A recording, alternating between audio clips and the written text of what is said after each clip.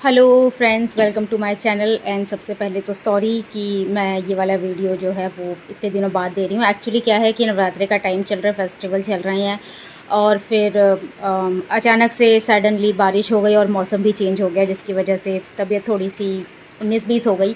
But never mind, आज का जो एपिसोड है वो जो पुराने लिसनर्स हैं उनके लिए सरप्राइज़ है, और सरप्राइज़ के साथ साथ उनकी जो इंतज़ार है वो पूरा हुआ, क्योंकि 84 एपिसोड तक मैंने पोस्ट कर दिया था 3 मंथ्स पहले, और आगे का एपिसोड जो है वो नहीं पोस्ट किया था।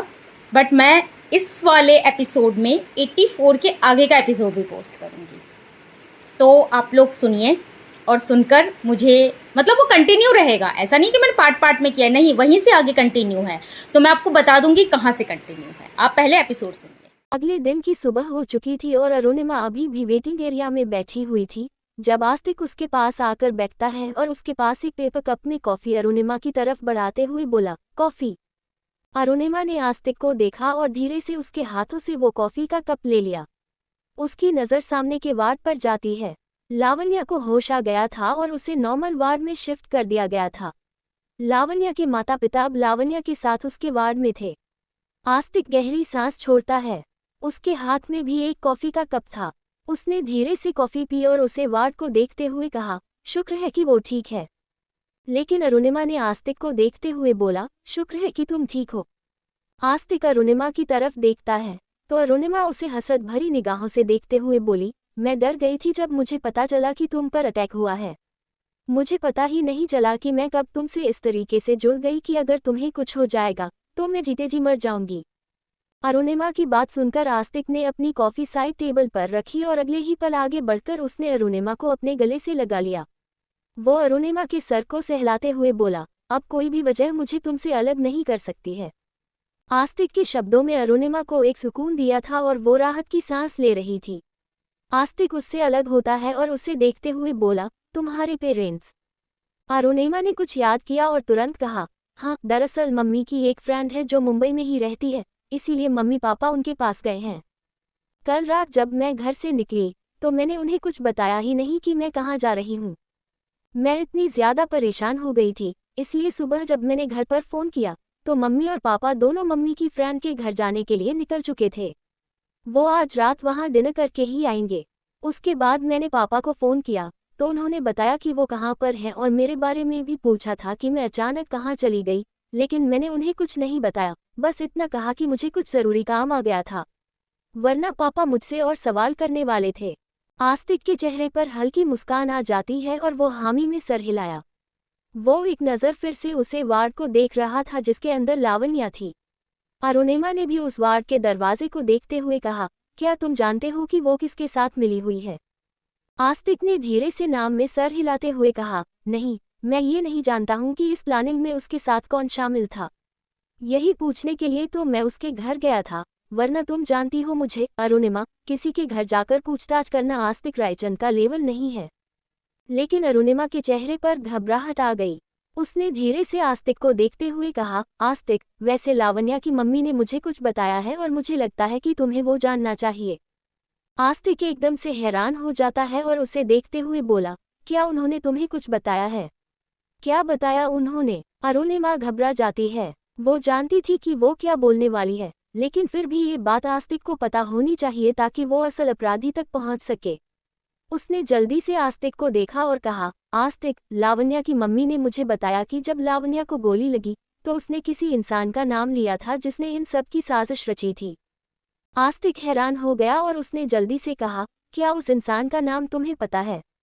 पता है तो चुप क्यों हो? बताओ मुझे। लेकिन अरुणिमा के चेहरे पर घबराहट आ गई। ऐसा लग रहा था कि उसकी आंखों में डर उतर आया है। आस्तिक ने अरुणिमा का हाथ कस के पकड़ा और उसे देखते हुए कहा, अरुणिमा, लावण्या की मम्मी ने तुम्हें क्या नाम बताया है? तुम मुझे बात क्यों नहीं रही हो? देखो, अगर कोई बात है तो मुझे बताओ ताकि मैं सॉल्यूशन निकाल सकूं। अरुणिमा घबराते हुए आस्तिक को देखकर कहती है, लावण्या की मम्मी ने मुझे जो नाम बताया है वो है सूर्य।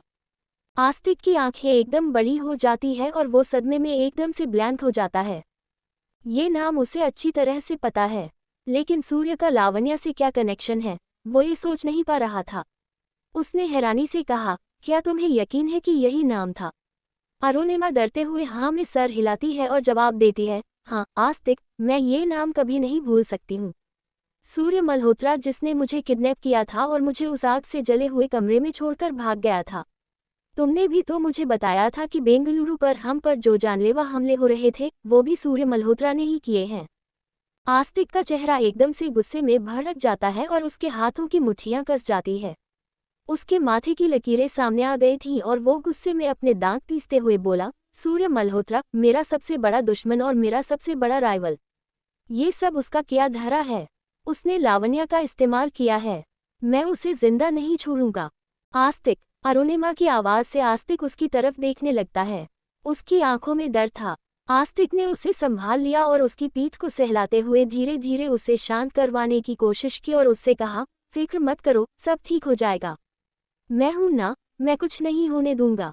आस्तिक ने धीरे से अपना सर अरुणिमा के कंधे पर रख दिया और आस्तिक उसे सहलाने लगा, लेकिन आस्तिक के दिमाग में सिर्फ सूर्य मल्होत्रा के बारे में ही बातें चल रही थी।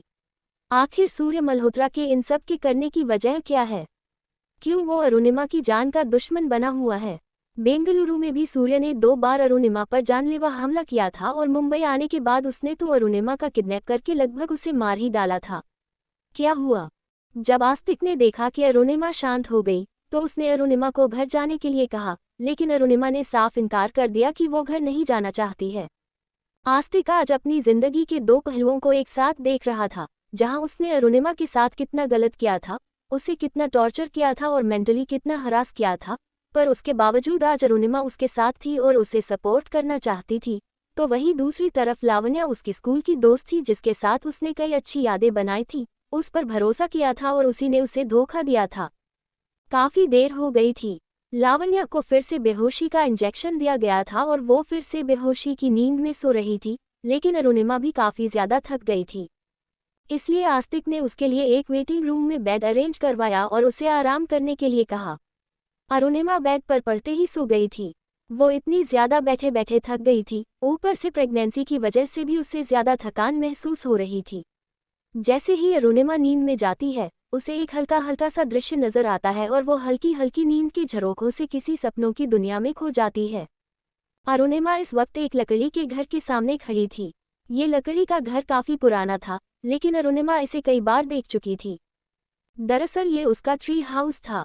जब वो अपने मम्मी पापा के घर बेंगलुरु में रहा करती थी, तब उनके फार्म हाउस पर एक बड़ा सा पेड़ था जिसके ऊपर अरुणिमा ने ट्री हाउस बनाया हुआ था, लेकिन उसे ये ट्री हाउस बहुत पसंद था। वो इसके अंदर अपनी गुड़ियों के साथ खेला करती थी और वो खुद को अपने बचपन में महसूस करती है। उसने इस समय अपने बचपन वाले फ्रॉक पहनी हुई है और वो मुस्कुराते हुए अपने ट्री हाउस की तरफ बढ़ रही है।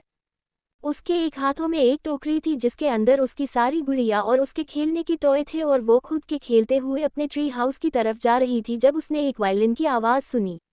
अरुणिमा हैरान हो गई, ये वायलिन की आवाज़ कहाँ से आ रही है? आसपास तो कोई भी नहीं है। तभी उसकी नज़र अपने ट्री हाउस पर जाती है। वहाँ पर कोई लड़की बैठी हुई है जिसकी पीठ अरुणिमा की तरफ है और वो वायलिन बजा रही है। अरुणिमा हैरान हो गई कि वो लड़की कौन है जो उसके ट्री हाउस पर बैठी हुई है। अरुणिमा धीरे धीरे अपने ट्री हाउस की तरफ बढ़ रही थी। उसने देखा वो लड़की अभी भी इस ट्री हाउस के किनारे पर पैर लटकाकर बैठी हुई है और वायलिन बजा रही है। लकड़ी की सीढ़ी का सहारा लेकर अरुणिमा धीरे धीरे कर अपने ट्री हाउस पर जाती है और वो देखती है वो लड़की अभी भी ट्री हाउस के किनारे पर बैठी हुई है, लेकिन वो बहुत खूबसूरत तरीके से वायलिन बजा रही है। अरुणिमा कभी इतना खूबसूरत वायलिन नहीं बजा पाती है। ये करना हमेशा से उसका सपना रहा है कि एक दिन वो भी इतना ही खूबसूरत वायलिन बजाएगी। उसके पास वायलिन है, लेकिन वो कभी उसे ढंग से बजा ही नहीं पाती है, पर ये लड़की तो बहुत खूबसूरत तरीके से वायलिन बजा रही है। जैसे ही अरुणिमा उस लड़की के पास पहुंचती है, उसने लड़की को आवाज़ देते हुए कहा, कौन हो तुम? यहाँ क्या कर रही हो? और तुम तो बहुत अच्छा वायलिन बजा रही हो, क्या तुम मुझे भी वायलिन बजाना सिखाओगी? वो लड़की जो ट्री हाउस के किनारे पर बैठी हुई थी और वायलिन बजा रही थी, अचानक से उसके हाथ रुक जाते हैं और वो एकदम से खड़ी हो जाती है। उसने पलटकर अरुणिमा को देखा तो अरुणिमा की आंखें एकदम बड़ी हो गई। वो हैरानी से उस लड़की को देख रही थी, लेकिन अगली ही पल वो छोटी सी लड़की एक शैतानी मुस्कान के साथ अपने दोनों हाथ हवा में लहराती है और पीछे की तरफ पलट जाती है। अरुणिमा एक चीख के साथ उठ जाती है। उसके सामने वो छोटी लड़की ट्री हाउस से नीचे कूद गई और उसके सर से खून निकलने लगा। अरुणिमा एकदम से घबरा गई। वो जल्दी से उठकर तेजी से सांस लेने लगती है। इस समय अस्पताल के वेटिंग रूम में आराम कर रही थी। जब आस्तिक ने उसकी चीख सुनी तो वो जल्दी से उसके पास आता है। वो पसीने से चल रहा था, लेकिन अरुणिमा का चेहरा पसीने से भरा हुआ था। आस्तिक अरुणिमा को संभालते हुए बोला, अरुणिमा, अरुणिमा, क्या हुआ? तुम ठीक तो हो ना? आस्तिक, वो लड़की, अरुणिमा घबराई हुई आवाज में हकलाते हुए इतना कहती है और उसका हाथ हवा में सामने की दिशा को दिखा रहा था। आस्तिक को पता चल गया कि अरुणिमा ने कोई डरावना सपना देखा है। वो अरुणिमा के सर को सहलाता है और उसके सर को अपने सीने से लगाते हुए उसे थपथपाते हुए बोला, घबराओ मत, शांत हो जाओ। ये बस एक सपना था। लेकिन अरुणिमा डरती हुई नजरों से आस्तिक को देखती है और ना में सर हिलाते हुए बोली, नहीं आस्तिक, ये सिर्फ सपना नहीं था। ऐसे सपने मुझे पहले भी आए हैं।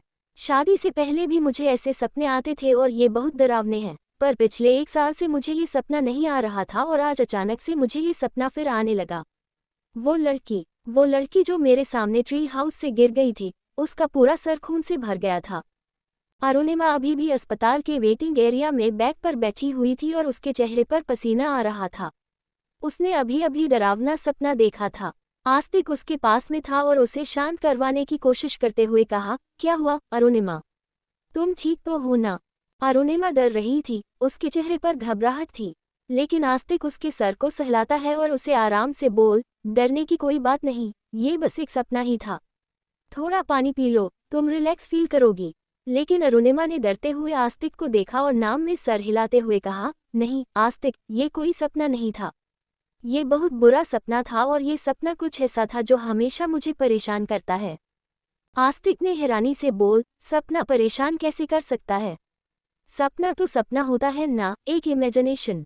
लेकिन अरुणिमा ने तुरंत जवाब देते हुए कहा, नहीं, ये कोई मामूली सपना नहीं है। मुझे बचपन में ऐसे सपने आया करते थे। वो लड़की, वो ट्री हाउस, वो घर, वो वायलिन, ये सब बहुत ज्यादा पहचाना सा है। दरअसल जब मैं छोटी थी तो हमारे पास भी ऐसा ही घर था और मेरे पास भी वैसा ही वायलिन था। यहाँ तक कि हमारे गार्डन में एक बड़ा सा पेड़ था जिसके ऊपर मैंने ट्री हाउस बनाया था। और वो लड़की, तुम्हें पता है मैं वहाँ पर किस देखा? आस्तिक उसे हैरान नजरों से देखते हुए पूछता है। तो अरुणिमा उसकी आंखों में देखकर धीरे से बोली, मैं खुद को देखा।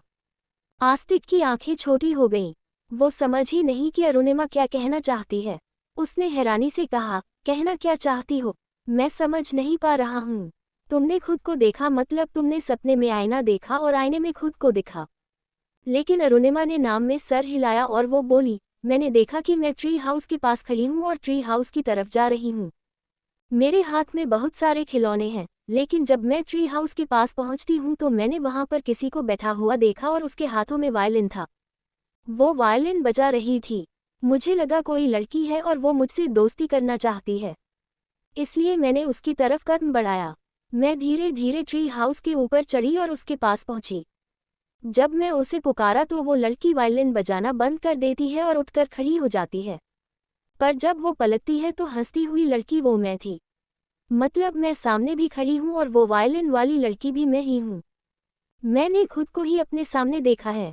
मैं उस लड़की को देखकर डर गई थी और उसे घबराते हुए देख रही थी, पर तभी अचानक से वो लड़की हवा में नीचे गिर जाती है और उसके सर से खून निकलने लगता है। ये सपना मुझे पहले भी आया है, लेकिन फिर धीरे धीरे मैंने ये सपना देखना बंद कर दिया था और जब से तुमसे मेरी शादी हुई है तब से मुझे ये सपना नहीं आया है। लेकिन आज मुझे ये सपना फिर आया है और मुझे इसका मतलब नहीं पता, ये काफी डरावना है। आस्तिक ने अरुणिमा के हाथों को थामते हुए कहा, अरुणिमा, तुम्हें घबराने की जरूरत नहीं है, ये बस एक सपना ही है। बाकी हम इसके बारे में डॉक्टर से बात करेंगे या तुम चाहो तो मैं कुछ पता कर सकता हूँ। लेकिन अरुणिमा ने नाम में सर हिलाते हुए कहा, नहीं, मुझे डॉक्टर की जरूरत नहीं है और तुम्हें भी परेशान होने की जरूरत नहीं है। अगर ऐसा कुछ है भी तो मुझे अपनी मम्मी पापा से बात करनी होगी, हो सकता है वो लोग मुझे सपने के बारे में बेहतर बता सकें। अरुणिमा ठीक लग रही थी। आस्तिक ने उसे संभाल लिया था और उन्होंने आस्तिक को देखते हुए कहा, लावण्य की कोई खबर? आस्तिक हमेशा हिलाते हुए बोला, हाँ, डॉक्टर उसे अजूम कर रहे हैं और उसके पेरेंट्स भी उसी के पास है। वैसे मैं तुम्हें कुछ दिखाना चाहता हूँ। ऐसा कहते हुए आस्तिक ने अपना फोन निकाला और वहां पर कुछ फोटो चला दिए। एक कैफे की फुटेज थी जहां पर लावण्य अपना मुंह छुपाकर जाती है और तभी तभी वहां पर एक शख्स आ जाता है। उसे देखकर अरुणिमा की आंखें बड़ी हो गईं और उसके हाथ पैर कांपने लगे। वो डर जाती है और वो घबराई हुई आवाज में उस तस्वीर को देख रही थी। उसने तुरंत उसे देखते हुए आस्तिक से कहा, आस्तिक, यही है वो आदमी जिससे मेरा किडनैप किया था। आस्तिक ने फोन बंद किया और वापस अपने जेब में रखते हुए उसने अरुणिमा के बाजू को पकड़ लिया और उसे संभालते हुए कहा, हाँ जानता हूँ कि यही है वो आदमी। इसका नाम सूर्य मल्होत्रा है और ये मेरा बिजनेस राइवल है। तुम्हें पता है जब हम बेंगलुरु में थे तो हम पर भी हमले हुए थे, वो भी इसी ने करवाए थे। यहाँ तक कि हमारे बंगले पर जो आदमी हमें करने के लिए आया था वो भी इसी का ही आदमी था और ये वही आदमी है जो तुम्हारे साथ पार्टी वाली रात कमरे में था। अरुणिमा डर गई। ये सब चीज उसके आसपास हो रही थी और वो इन सब से बेखबर थी। वो घबराते हुए आस्तिक को देखकर कहती है, आस्तिक, ये सब क्या हो रहा है? ये कौन है जो हमारे पीछे हद तक पड़ा हुआ है कि मुझे जान से मारने की कोशिश कर सकता है? क्या ये तुम्हारी माफिया को दुश्मन है? आस्तिक के चेहरे पर एक मजाकिया मुस्कान आ गए और उसने नाम में सर हिलाते हुए कहा, ये और माफिया के लोगों से आसपास भटकने भी नहीं देंगे। हाँ वैसे ये 2 नंबर के काम में शामिल जरूर है, लेकिन माफिया में नहीं है। पर ये आना चाहता है। काफी सालों से ये कोशिश कर रहा है माफिया में अपनी जगह बनाने की, लेकिन वहाँ के लोग इसे घास तक नहीं डालते हैं। ऊपर से उन लोगों ने माफिया किंग के रूप में मुझे चुना है। यही बात सूर्य मल्होत्रा को और ज्यादा परेशान कर रही है। सूर्य मल्होत्रा मेरा बिजनेस अराइवल है। वो कई बार बिजनेस में मुझे टकरा चुका है, लेकिन हर बार मैंने उसे हरा दिया है और इसीलिए वो मुझसे बहुत ज्यादा जलते भी है। वो मुझे रास्ते से हटाने की कोशिश करता है ताकि माफिया में अपनी जगह बना सके और माफिया का लीडर बन सके, लेकिन मुझे पता है ये नामुमकिन है। इसके अलावा अगर मैं माफी और अंडरवर्ल्ड से अपना नाम पीछे ले भी लिया तो भी इसका कुछ नहीं हो सकता है, क्योंकि ये आदमी थोड़ा पागल है और लोग इसे साइको कहते हैं। पहले मुझे लगा कि इसका निशाना मैं हूँ, लेकिन धीरे धीरे मुझे अंदाजा हुआ कि इसका निशाना मैं नहीं बल्कि तुम हो। ये पहले मुझे सिर्फ उलझा करता था, मुझे लड़ा करता था, यहाँ तक कि बिजनेस में मुझे हराने की कोशिश करता था, लेकिन मुझ पर इस तरीके से जानलेवा हमले नहीं किए थे। पर जब से तुम मेरे साथ बेंगलुरु गई हो तब से इसने मुझ पर हमले करना शुरू कर दिया था। लेकिन इसका निशाना मैं नहीं, तुम थी, और तुम्हें ही निशाना बनाने के लिए इसने लावण्या को ब्लैकमेल किया था। आस्तिक की बात सुनकर अरुणिमा पूरी तरह से दंग रह गई। वो घबराते हुए आस्तिक को देखकर बोली, तो आस्तिक, अब तुम क्या करोगे? इन सब से कैसे छोड़ता है? और अरुणिमा को मुस्कुरा के देखते हुए कहता है, तुम्हें इस बारे में सोने की कोई ज़रूरत नहीं है, तुम यहाँ पर सुरक्षित हो और मैं तुम्हारी सिक्योरिटी डबल कर दी है। यहाँ तक कि घर पर भी मेरी परमिशन के बिना कोई अंदर नहीं आ सकता है। अरुणिमा पहले तो घबरा रही थी, लेकिन आस्तिक की बात सुनकर उसे बहुत राहत महसूस हुई और वो आस्तिक से सीने से लगी रही। आस्तिक ने थोड़ी देर उसे संभाला और उसके बाद वो लोग वेटिंग एरिया से बाहर आ जाते हैं। अब वो लावण्या के बोर्ड की तरफ बढ़ रही थी क्योंकि उन्हें लावण्या की हेल्थ के बारे में भी पूछना था। जैसे ही वो दोनों लावण्या की बोर्ड का दरवाजा खोलकर अंदर जाते हैं, डॉक्टर पहले ही वहां मौजूद थे और लावण्या अभी भी बेहोश थी। आस्तिक और अरुणिमा डॉक्टर के पास आते हैं और आस्तिक ने पूछा, अब कैसी तबीयत है लावण्या की डॉक्टर, कब तक ठीक हो जाएगी? डॉक्टर ने हमें कर हिलाते हुए बोला, जी मिस्टर रायचंद, अब ये बिल्कुल ठीक है, 1 घंटे में होश आ जाएगा। डॉक्टर की बात सुनकर आस्तिक और अरुणिमा के चेहरे पर एक सुकून आ जाता है और लावण्या के माता पिता भी राहत की सांस लेते हैं।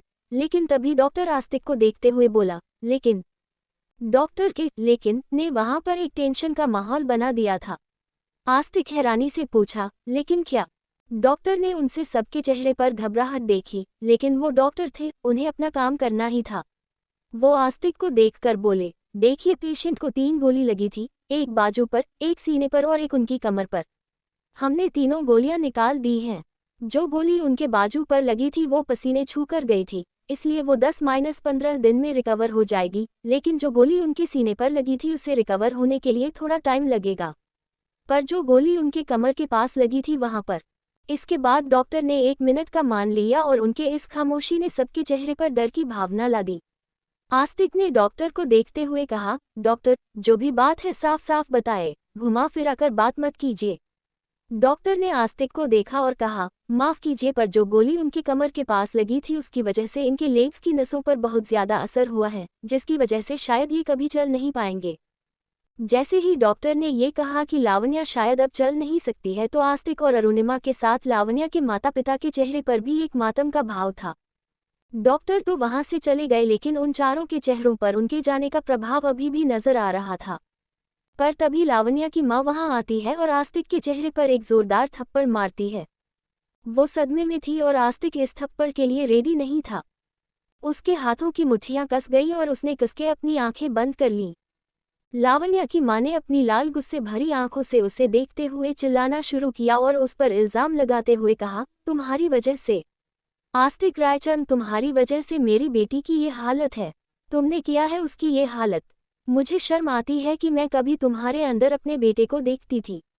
मैं तो तुम्हें बेटा बेटा कहकर तुम्हारे लिए तुम्हारी फेवरेट नूडल्स बनाया करती थी, लेकिन मैं क्यों भूल गई कि तुम माफिया के परिवार से हो और तुम भी अपने परिवार की तरह खूनी हत्यारे हो। आस्तिक अंदर से उबल रहा था, लेकिन उसने कसके अपनी भावनाओं को काबू करके रखा हुआ था और उसकी आंखें लाल हो गई थीं। पर वो जानता था कि इस वक्त वो लावण्या की माँ को जवाब क्यों नहीं दे रहा था, क्योंकि वो झूठ नहीं कह रही थी। स्कूल के दिनों में जब नेहा जी आस्तिक की माँ उस पर ध्यान नहीं देती थी या फिर उसे हार्ड ट्रेनिंग के लिए बाहर भेज देती थी, तब वो अपने स्कूल से भागकर लावण्या के घर ही आता था और उसकी माँ उसके लिए प्यार से नूडल्स बनाकर खिलाती थी। लावण्या के पिता लावण्या की माँ को संभालते हुए कहते हैं, शांत हो जाओ, संभालो खुद को, ये आस्तिक की गलती नहीं है। लेकिन लावण्या की माँ चिल्लाते हुए बोली, इसकी गलती नहीं है। कैसे नहीं है इसकी गलती? सारी गलती इसी की है। इसी की वजह से आज मेरी बेटी इस हालत में है। वही तो इसे पसंद करती थी ना बचपन से ही, लेकिन इसने कभी उसे तवज्जो ही नहीं दी।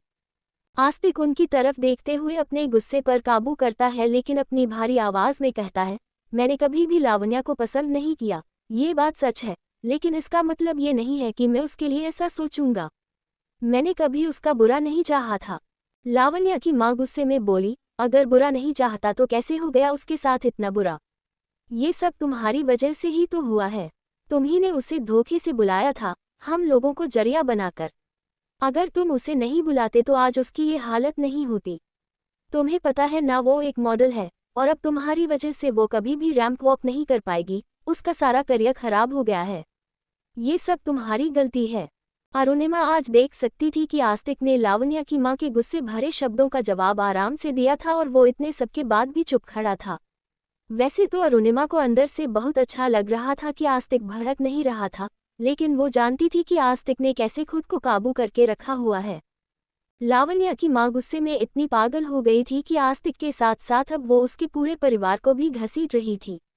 वो गुस्से में आस्तिक को देखते हुए कहती है, तुम होगे अपने परिवार के जैसे। तुम्हारा पूरा परिवार गलत कामों में शामिल है और तुम भी उनके जैसे ही हो। मैं कैसे भूल गई, तुम्हारे बाप ने भी तो तुम्हारी माँ के रहते हुए बाहर रंगोलियां बनाई थीं और अपने नाजायज बच्चों को। बस बहुत हो गया। आखिरकार आस्तिक भी चिल्ला पड़ा और अपनी डरावनी लाल आंखों से वो लावण्या के माता पिता को देख रहा था। उन आस्तिक को देखकर अचानक से लावण्या के पिता ने उसकी माँ को संभाल लिया, क्योंकि वो आस्तिक के गुस्से को जानते थे। आस्तिक गुस्से में उन दोनों को देखते हुए कहता है, आपकी नाराजगी मुझसे है, जो कहना है मुझे कहिए, लेकिन मेरे परिवार तक जाने की हिम्मत मत करना। पर जहाँ तक बात रही आपकी बेवकूफ़ बेटी की, तो अगर उसने अपना मुंह नहीं बंद रखा होता तो शायद आज हालात कुछ और होते। वो मेरे घर में रहकर, मेरे साथ रहकर मेरे खिलाफ साजिश रच रही थी और उसकी इस हालत का जिम्मेदार मैं नहीं हूँ, वो है जिसके साथ उसने ये साजिश रची। अब अगर वो सूर्या आकर तुम्हारी बेटी को मार भी डालेगा तो भी मुझे इससे कोई मतलब नहीं है, तुम जानो और तुम्हारी बेटी जाने। आस्तिक गुस्से में इतना कहता है और अगले ही पल उसने अरुणिमा की कलाई पकड़कर उसे अपने साथ घसीटता हुआ ले गया। अरुणिमा हैरानी से लावण्या के माता पिता को देख रही थी, लेकिन आस्तिक एक मिनट भी वहां नहीं रुका। वो उसे सीधे ले जाकर पार्किंग एरिया में आता है और सीधी अपनी गाड़ी के पास आ जाता है। वो गाड़ी का दरवाजा खोलकर अरुणिमा को अंदर की तरफ बिठाता है और खुद दूसरी तरफ से ड्राइविंग सीट पर बैठ जाता है। उसकी आंखें बंद थी और उसने कसके स्टीयरिंग व्हील को पकड़ा हुआ था। उसके हाथों की उभरी हुई नसें बता रही थी कि उसके अंदर कितना गुस्सा है। अरुणिमा ने आस्तिक के कंधे पर हाथ रखते हुए कहा, आस्तिक तुम ठीक तो हो ना? लेकिन आस्तिक ने तुरंत गहरी सांस छोड़ते हुए कहा, हाँ मैं ठीक हूँ और इस बारे में अब कोई बात नहीं होगी। उसके तुरंत बाद आस्तिक ने गाड़ी स्टार्ट कर दी और तेज रफ्तार से उसकी गाड़ी हॉस्पिटल से निकलकर घर की तरफ बढ़ गई। वो हैरानी से पूरे रास्ते आस्तिक को देख रही थी। आस्तिक की नज़रें सड़क पर और स्टीयरिंग व्हील पर थीं, लेकिन उसके हाथ जिस तरीके से कसे हुए थे और वो जिस तरीके की ड्राइविंग कर रहा था उससे अरुणिमा समझ सकती थी कि उसके दिमाग में इस समय बहुत कुछ चल रहा है। थोड़ी ही देर में वो लोग अपने घर वापस पहुंच जाते हैं। जैसे ही गाड़ी खड़ी होती है आस्तिक तुरंत गाड़ी का दरवाजा खोलकर बाहर निकलता है। अरुणिमा भी दरवाजा खोलकर बाहर आ जाती है। आस्तिक वहां से घर की ओर बढ़ते हुए कहता है, मैं आ रहा था। लेकिन अरुणिमा ने दरवाजा बंद करते हुए कहा, कोई बात नहीं। आस्तिक ने सिर हिलाया और फिर घर की तरफ बढ़ गया। उसने पीछे पलटकर अरुणिमा को देखा तक नहीं, उसके बजाय वो घर के अंदर चला गया। अरुणिमा भी उसके पीछे पीछे घर के अंदर आती है। उसने देखा कि आस्तिक ने अपने कोट को उतार कर सोफे पर फेंक दिया और तेजी से रूम की तरफ बढ़ गया। अरुणिमा भी घर के अंदर आती है तभी उसका फ़ोन बजने लगता है। उसने जब फ़ोन देखा तो ये उसकी माँ आशा जी का फ़ोन था। अपनी माँ का फ़ोन देखकर अरुणिमा को फिर से वो सपना याद आ जाता है। वो कौन लड़की है जिसे उसने बचपन में देखा था और उसे याद क्यों नहीं आ रहा है?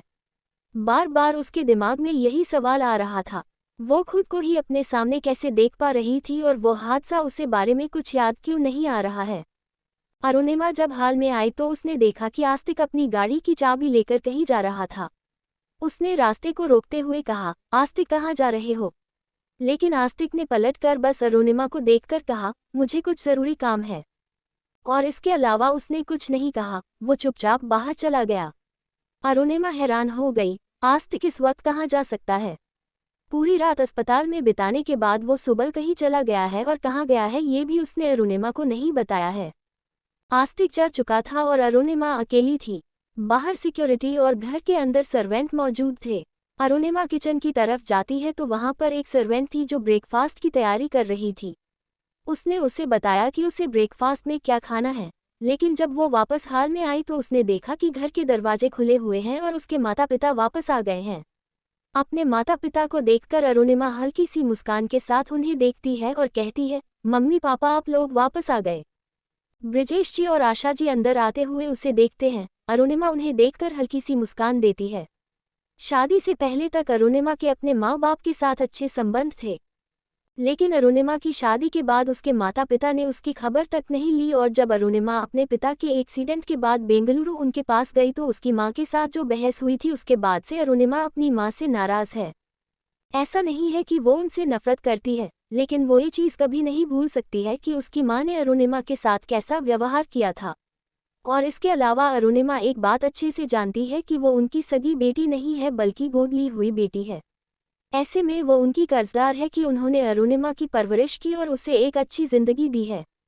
अरुणिमा के माता पिता उसके पास आए हैं तब से अरुणिमा और उसकी माँ ने अकेले में कोई बात नहीं की है और अरुणिमा को अपनी माँ का व्यवहार सामान्य ही नजर आ रहा था, इसलिए उसने भी इस बात को सामने से नहीं उठाया। वो मुस्कुराते हुए उनके पास आती है, मम्मी पापा आप लोग वापस आ गए। कैसा रहा मम्मी के फ्रेंड के घर दिन? लेकिन ब्रिजेश जी ने घबराते हुए कहा, वो सब छोड़, आस्तिक कहाँ है? हमें उससे मिलना है। हमने सुना उस पर हमला हुआ था और तुम कल रात अस्पताल में थी। जैसे ही हमें ये पता चला हम तो वहाँ एक मिनट भी नहीं रुके, तुरंत यहाँ आ गए। कहाँ है आस्तिक? मैं देखना चाहता हूँ। वो ठीक तो है ना? लेकिन अरुणिमा ने ब्रिजेश जी का हाथ थामते हुए कहा, पापा आस्तिक बिल्कुल ठीक है और वो इस समय अपने किसी ज़रूरी काम से बाहर गया हुआ है। मैं भी डर गई थी आस्तिक के ऊपर हमला हुआ है ये सुनकर, लेकिन जब मैं अस्पताल पहुंची तो मैंने देखा आस्तिक को कुछ नहीं हुआ है बल्कि उसकी एक फ्रेंड है वो घायल हुई है। कल रात हम दोनों हॉस्पिटल में ही थे और आस्तिक कभी सुबह ही किसी ज़रूरी काम से बाहर गया है। आप लोग फ्रेश हो जाए, ब्रेकफास्ट तैयार है, मैं ब्रेकफास्ट लगवाती हूँ। ऐसा कहते हुए अरुणिमा किचन की तरफ चली जाती है। वो एक सर्वेंट की मदद से सारा ब्रेकफास्ट बाहर डाइनिंग टेबल पर लगवा रही थी। अरुणिमा किचन में अकेली थी। उसके पापा को खाने में गर्म पानी पीने की आदत थी, इसलिए वो उनके लिए पानी गर्म कर रही थी जब अरुणिमा की माँ किचन में आते हुए कहती है, अरुणिमा क्या हम बात कर सकते हैं? अरुणिमा ने अपनी माँ को देखकर गैस बंद किया और मुस्कुराते हुए उन्हें देखकर बोली, हाँ माँ, आप यहाँ क्यों आ गईं? आपको कुछ कहना था तो हम कमरे में बात कर सकते थे। लेकिन आशा जी अरुणिमा के पास आते हुए उसे देखकर मुस्कुराती है और कहती है, कुछ बात ऐसी है जो मुझे तुमसे अकेले में कहनी है, सही है, और मैं देख सकती हूँ मेरा लिया हुआ फैसला गलत नहीं था। क्या मतलब? अरुणिमा ने हैरानी से पूछा। तो आशा जी ने अरुणिमा के चेहरे पर अपना हाथ रखते हुए कहा, उस दिन हॉस्पिटल में जो भी मैंने तुमसे कहा था उसे दिल पर मत लगाना। उस वक्त सिचुएशन ही कुछ ऐसी थी और तुम आस्तिक से अलग होने की बात कर रही थी, इसलिए मैंने तुम्हें गुस्से में कुछ भी बोल दिया। मेरा इरादा तुम्हारा दिल दुखाने का नहीं था, लेकिन तुम्हारे पापा की हालत ऐसी थी कि मैं इस वक्त कुछ सोच ही नहीं पा रही थी, इसलिए मैंने तुम्हें आस्तिक के साथ वापस जाने के लिए कह दिया था। मुझे इस गलती को माफ़ कर दो, लेकिन इस बारे में अपने पापा को कुछ मत बताना, वो अभी अभी ठीक हुए हैं। अरुणिमा ने अपनी माँ का हाथ थामते हुए कहा, माँ मुझे आपकी बात का कभी बुरा नहीं लगा है, बस मुझे समझ नहीं आया था कि आपने अचानक से ऐसा क्यों कह दिया। मैं आपसे कुछ कह रही थी लेकिन आप उसे सुनना ही नहीं चाहती थी। उस वक्त मेरी लाइफ कुछ ऐसी थी कि मुझे समझ नहीं आ रहा था कि मैं क्या करूं और किसके पास जाऊं, इसलिए मुझे आप सहारे के रूप में नजर आई, पर जब आपने भी मुझे नज़रअंदाज कर दिया तो मुझे ऐसा लगा जैसे मेरा जीना ही बेकार है।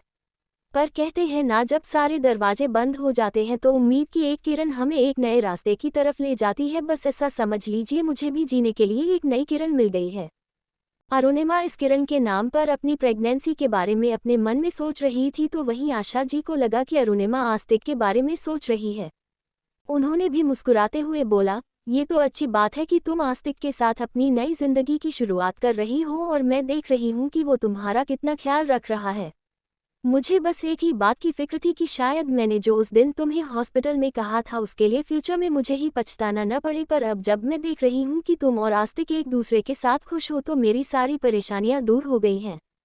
अरुणिमा ने मुस्कुराते हुए हाँ में सर हिलाया। आशा जी वहां से वापस जाने के लिए मुड़ी थी कि अरुणिमा को अपना सपना याद आता है और वो आशा जी से कहती है, माँ एक मिनट, मुझे भी आपसे कुछ कहना है। आशा रुक जाती है और अरुणिमा को देखती है, तो अरुणिमा उनके पास आते हुए बोली, माँ क्या बचपन में मेरे साथ कुछ हुआ था? आशा जी हैरान हो जाती है, उन्हें समझ ही नहीं आया अरुणिमा क्या कहने की कोशिश कर रही है। उन्होंने हैरानी से कहा, तुम कहना क्या चाहती हो? मैं कुछ समझी नहीं।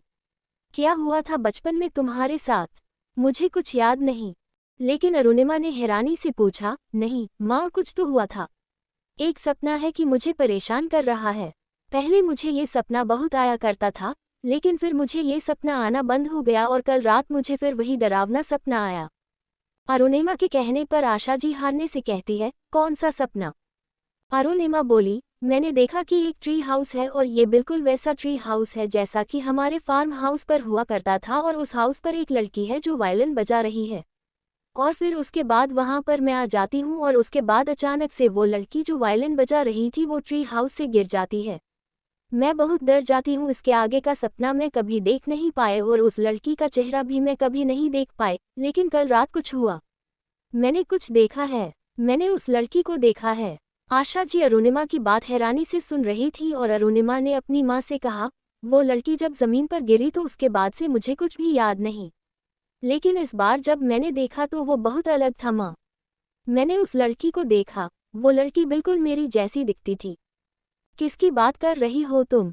ये आवाज़ किचन के दरवाजे से आती है जहाँ पर आशा जी और अरुणिमा हैरानी से देखती है तो वहाँ पर ब्रिजेश जी खड़े थे। माँ बेटी अपने पिता को देखते हैं। उसके पिता का चेहरा एकदम पीला पड़ा हुआ था और वो हैरान हो रहे थे। वो तेजी से अरुणिमा के पास आते हैं और कहते हैं, ये कौन से सपने की बात कर रही हो? अरुणिमा ने अपने पापा को अपने सपने के बारे में बता दिया कि कैसे उसने एक भयानक सपना देखा था। ये सपना उसे पहले भी आता था, लेकिन पिछले 1 साल से उसने ये सपना नहीं देखा था, लेकिन आज वो सपना उसे फिर से सता रहा था और इस बार उसने उस सपने में उस लड़की को देखा था जो बिल्कुल उसके जैसी दिखती है। अरुणिमा हैरानी से अपने पापा की तरफ देखते हुए बोली, पापा वो लड़की कौन है? अगर वो मेरे साथ ट्री हाउस में थी तो इसका मतलब वो लड़की ऐसी है जो ट्री हाउस तक आ सकती है। ये पहली बार है जब उस लड़की का चेहरा मेरी आंखों के सामने आया है। वो बिल्कुल मेरी जैसी दिखती थी। कौन है वो? ब्रिजेश जी परेशान हो जाते हैं और आशा जी को देखने लगते हैं। आशा जी के चेहरे पर खुद परेशानी की लकीरें आ गई थीं। ब्रिजेश जी ने अरुणिमा से कहा, अरुणिमा तुम अपनी दवाइयाँ तो ले रही हो ना? अरुणिमा को याद आया कि वो शादी से पहले तक एक मेडिसिन लिया करती थी जो उसे रोज नियमित रूप से लेनी थी, लेकिन जब से उसकी आस्तिक के साथ शादी हुई है आस्तिक ने खुद ही उसे इतना मेंटली टॉर्चर किया था कि उसे दवाई की ज़रूरत ही नहीं पड़ी थी, और अब जबकि वो प्रेग्नेंट थी तो ऐसी किसी भी दवाई को नहीं खा सकती थी, उससे उसकी प्रेगनेंसी पर असर पड़ता। उसने ब्रिजेश जी की तरफ देखते हुए कहा, पापा, मैं पहले तो ये दवाई टाइम पर लेती थी, लेकिन मैं पिछले 1 साल से ये दवाई नहीं ली है। लेकिन पापा, इस सपने का मेरी दवाई से क्या लेना देना है? ब्रिजेश जी के माथे पर बल पड़ गया था। उन्होंने हैरानी से कहा, अरुणिमा, तुम इतनी लापरवाह कैसे हो सकती हो? जब तुम्हें बताया गया था कि तुम्हें ये दवाई लेनी है तो फिर तुमने इस दवाई को 1 साल तक छोड़ने की गलती कैसे की है? अपने पापा को इतना नाराज देखकर अरुणिमा ने जल्दी से कहा, पापा, मैं बस दवाई लेना ही तो भूली हूँ। मेरी लाइफ में बहुत कुछ चल रहा था, उसकी वजह से मुझे ये दवाई याद भी नहीं थी, और ये कोई इतनी बड़ी बात नहीं है, मैं देखी बिल्कुल ठीक हूँ। वैसे भी तो आपने कहा था कि वो सिर्फ विटामिन की गोलियां हैं। ऐसा तो नहीं है कि उसे नहीं लेने से मेरे जीवन में कुछ बदलाव आए हैं, मैं ठीक हूँ। लेकिन आशा जी और ब्रिजेश जी एक दूसरे को घबराई हुई नज़रों से देख रहे थे और उन्होंने उन्हें देखते हुए कहा, माँ पापा, क्या बात है? क्या कुछ है जो आप लोग मुझसे छुपा रहे हैं? क्या इन सपनों का उन दवाइयों से कोई लेना देना है? आशा जी तुरंत बोली, नहीं, उस दवाइयों का तुम्हारे सपने से कोई लेना देना नहीं है। हम तो बस ये कह रहे थे कि वो दवाई तुम्हारी विटामिन के लिए सही तरीके से काम करती थी, तुम्हें आराम से नींद आती थी और तुम सुकून से सोती थी। अब देखो, तुमने उसे लेना बंद कर दिया तो तुम्हें रात में डरावने सपने भी आ रहे हैं। तुम्हारे पापा बस इसीलिए परेशान हो रहे थे, बाकी और कोई बात नहीं है। लेकिन ब्रिजेश जी की आंखों में कुछ और था। अरुणिमा ने अपने पिता की तरफ देखते हुए कहा, पापा, क्या बात है? जो माँ कह रही है वो सच है या कोई और बात भी है? वो लड़की कौन है जो मेरे साथ हमारे फार्म हाउस पर थी?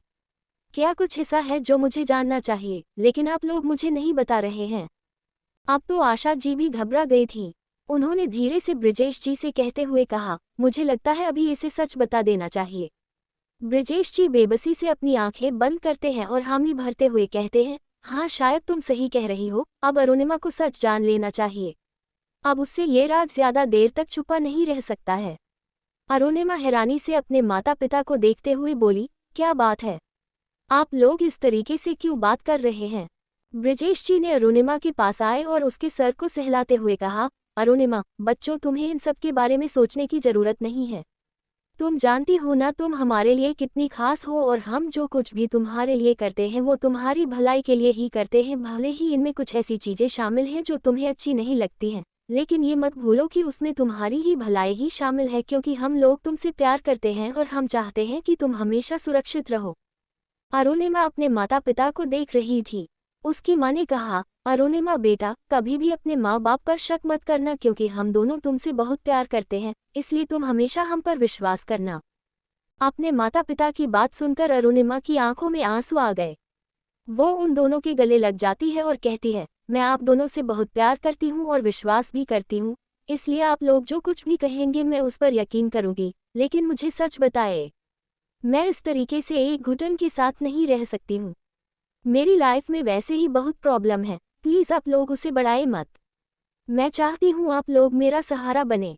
अरुणिमा अपने माता पिता से अलग होती है। उसकी माँ की आंखों में आंसू थे और पिताजी इमोशनल हो रहे थे। अरुणिमा की आंखों में भी आंसू थे।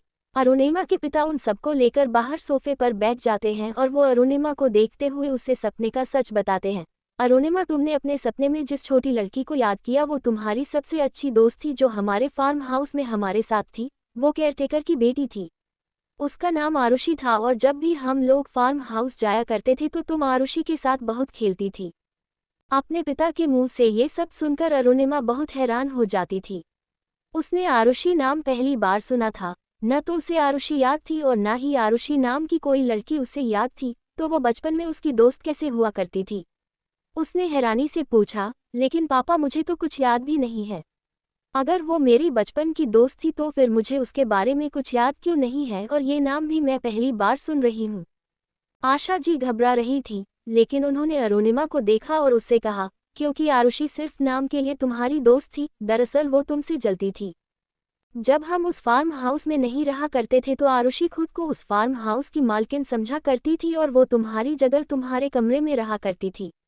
उसके माता पिता ने कई बार उसे डांटा और उसे समझाया भी कि वो तुम्हारी जगह नहीं है, लेकिन वो समझने को तैयार ही नहीं हो रही थी और इसीलिए एक दिन जब हम लोग फार्म हाउस गए तो कुछ ऐसा हुआ जिसकी कल्पना हम में से किसी ने नहीं की थी।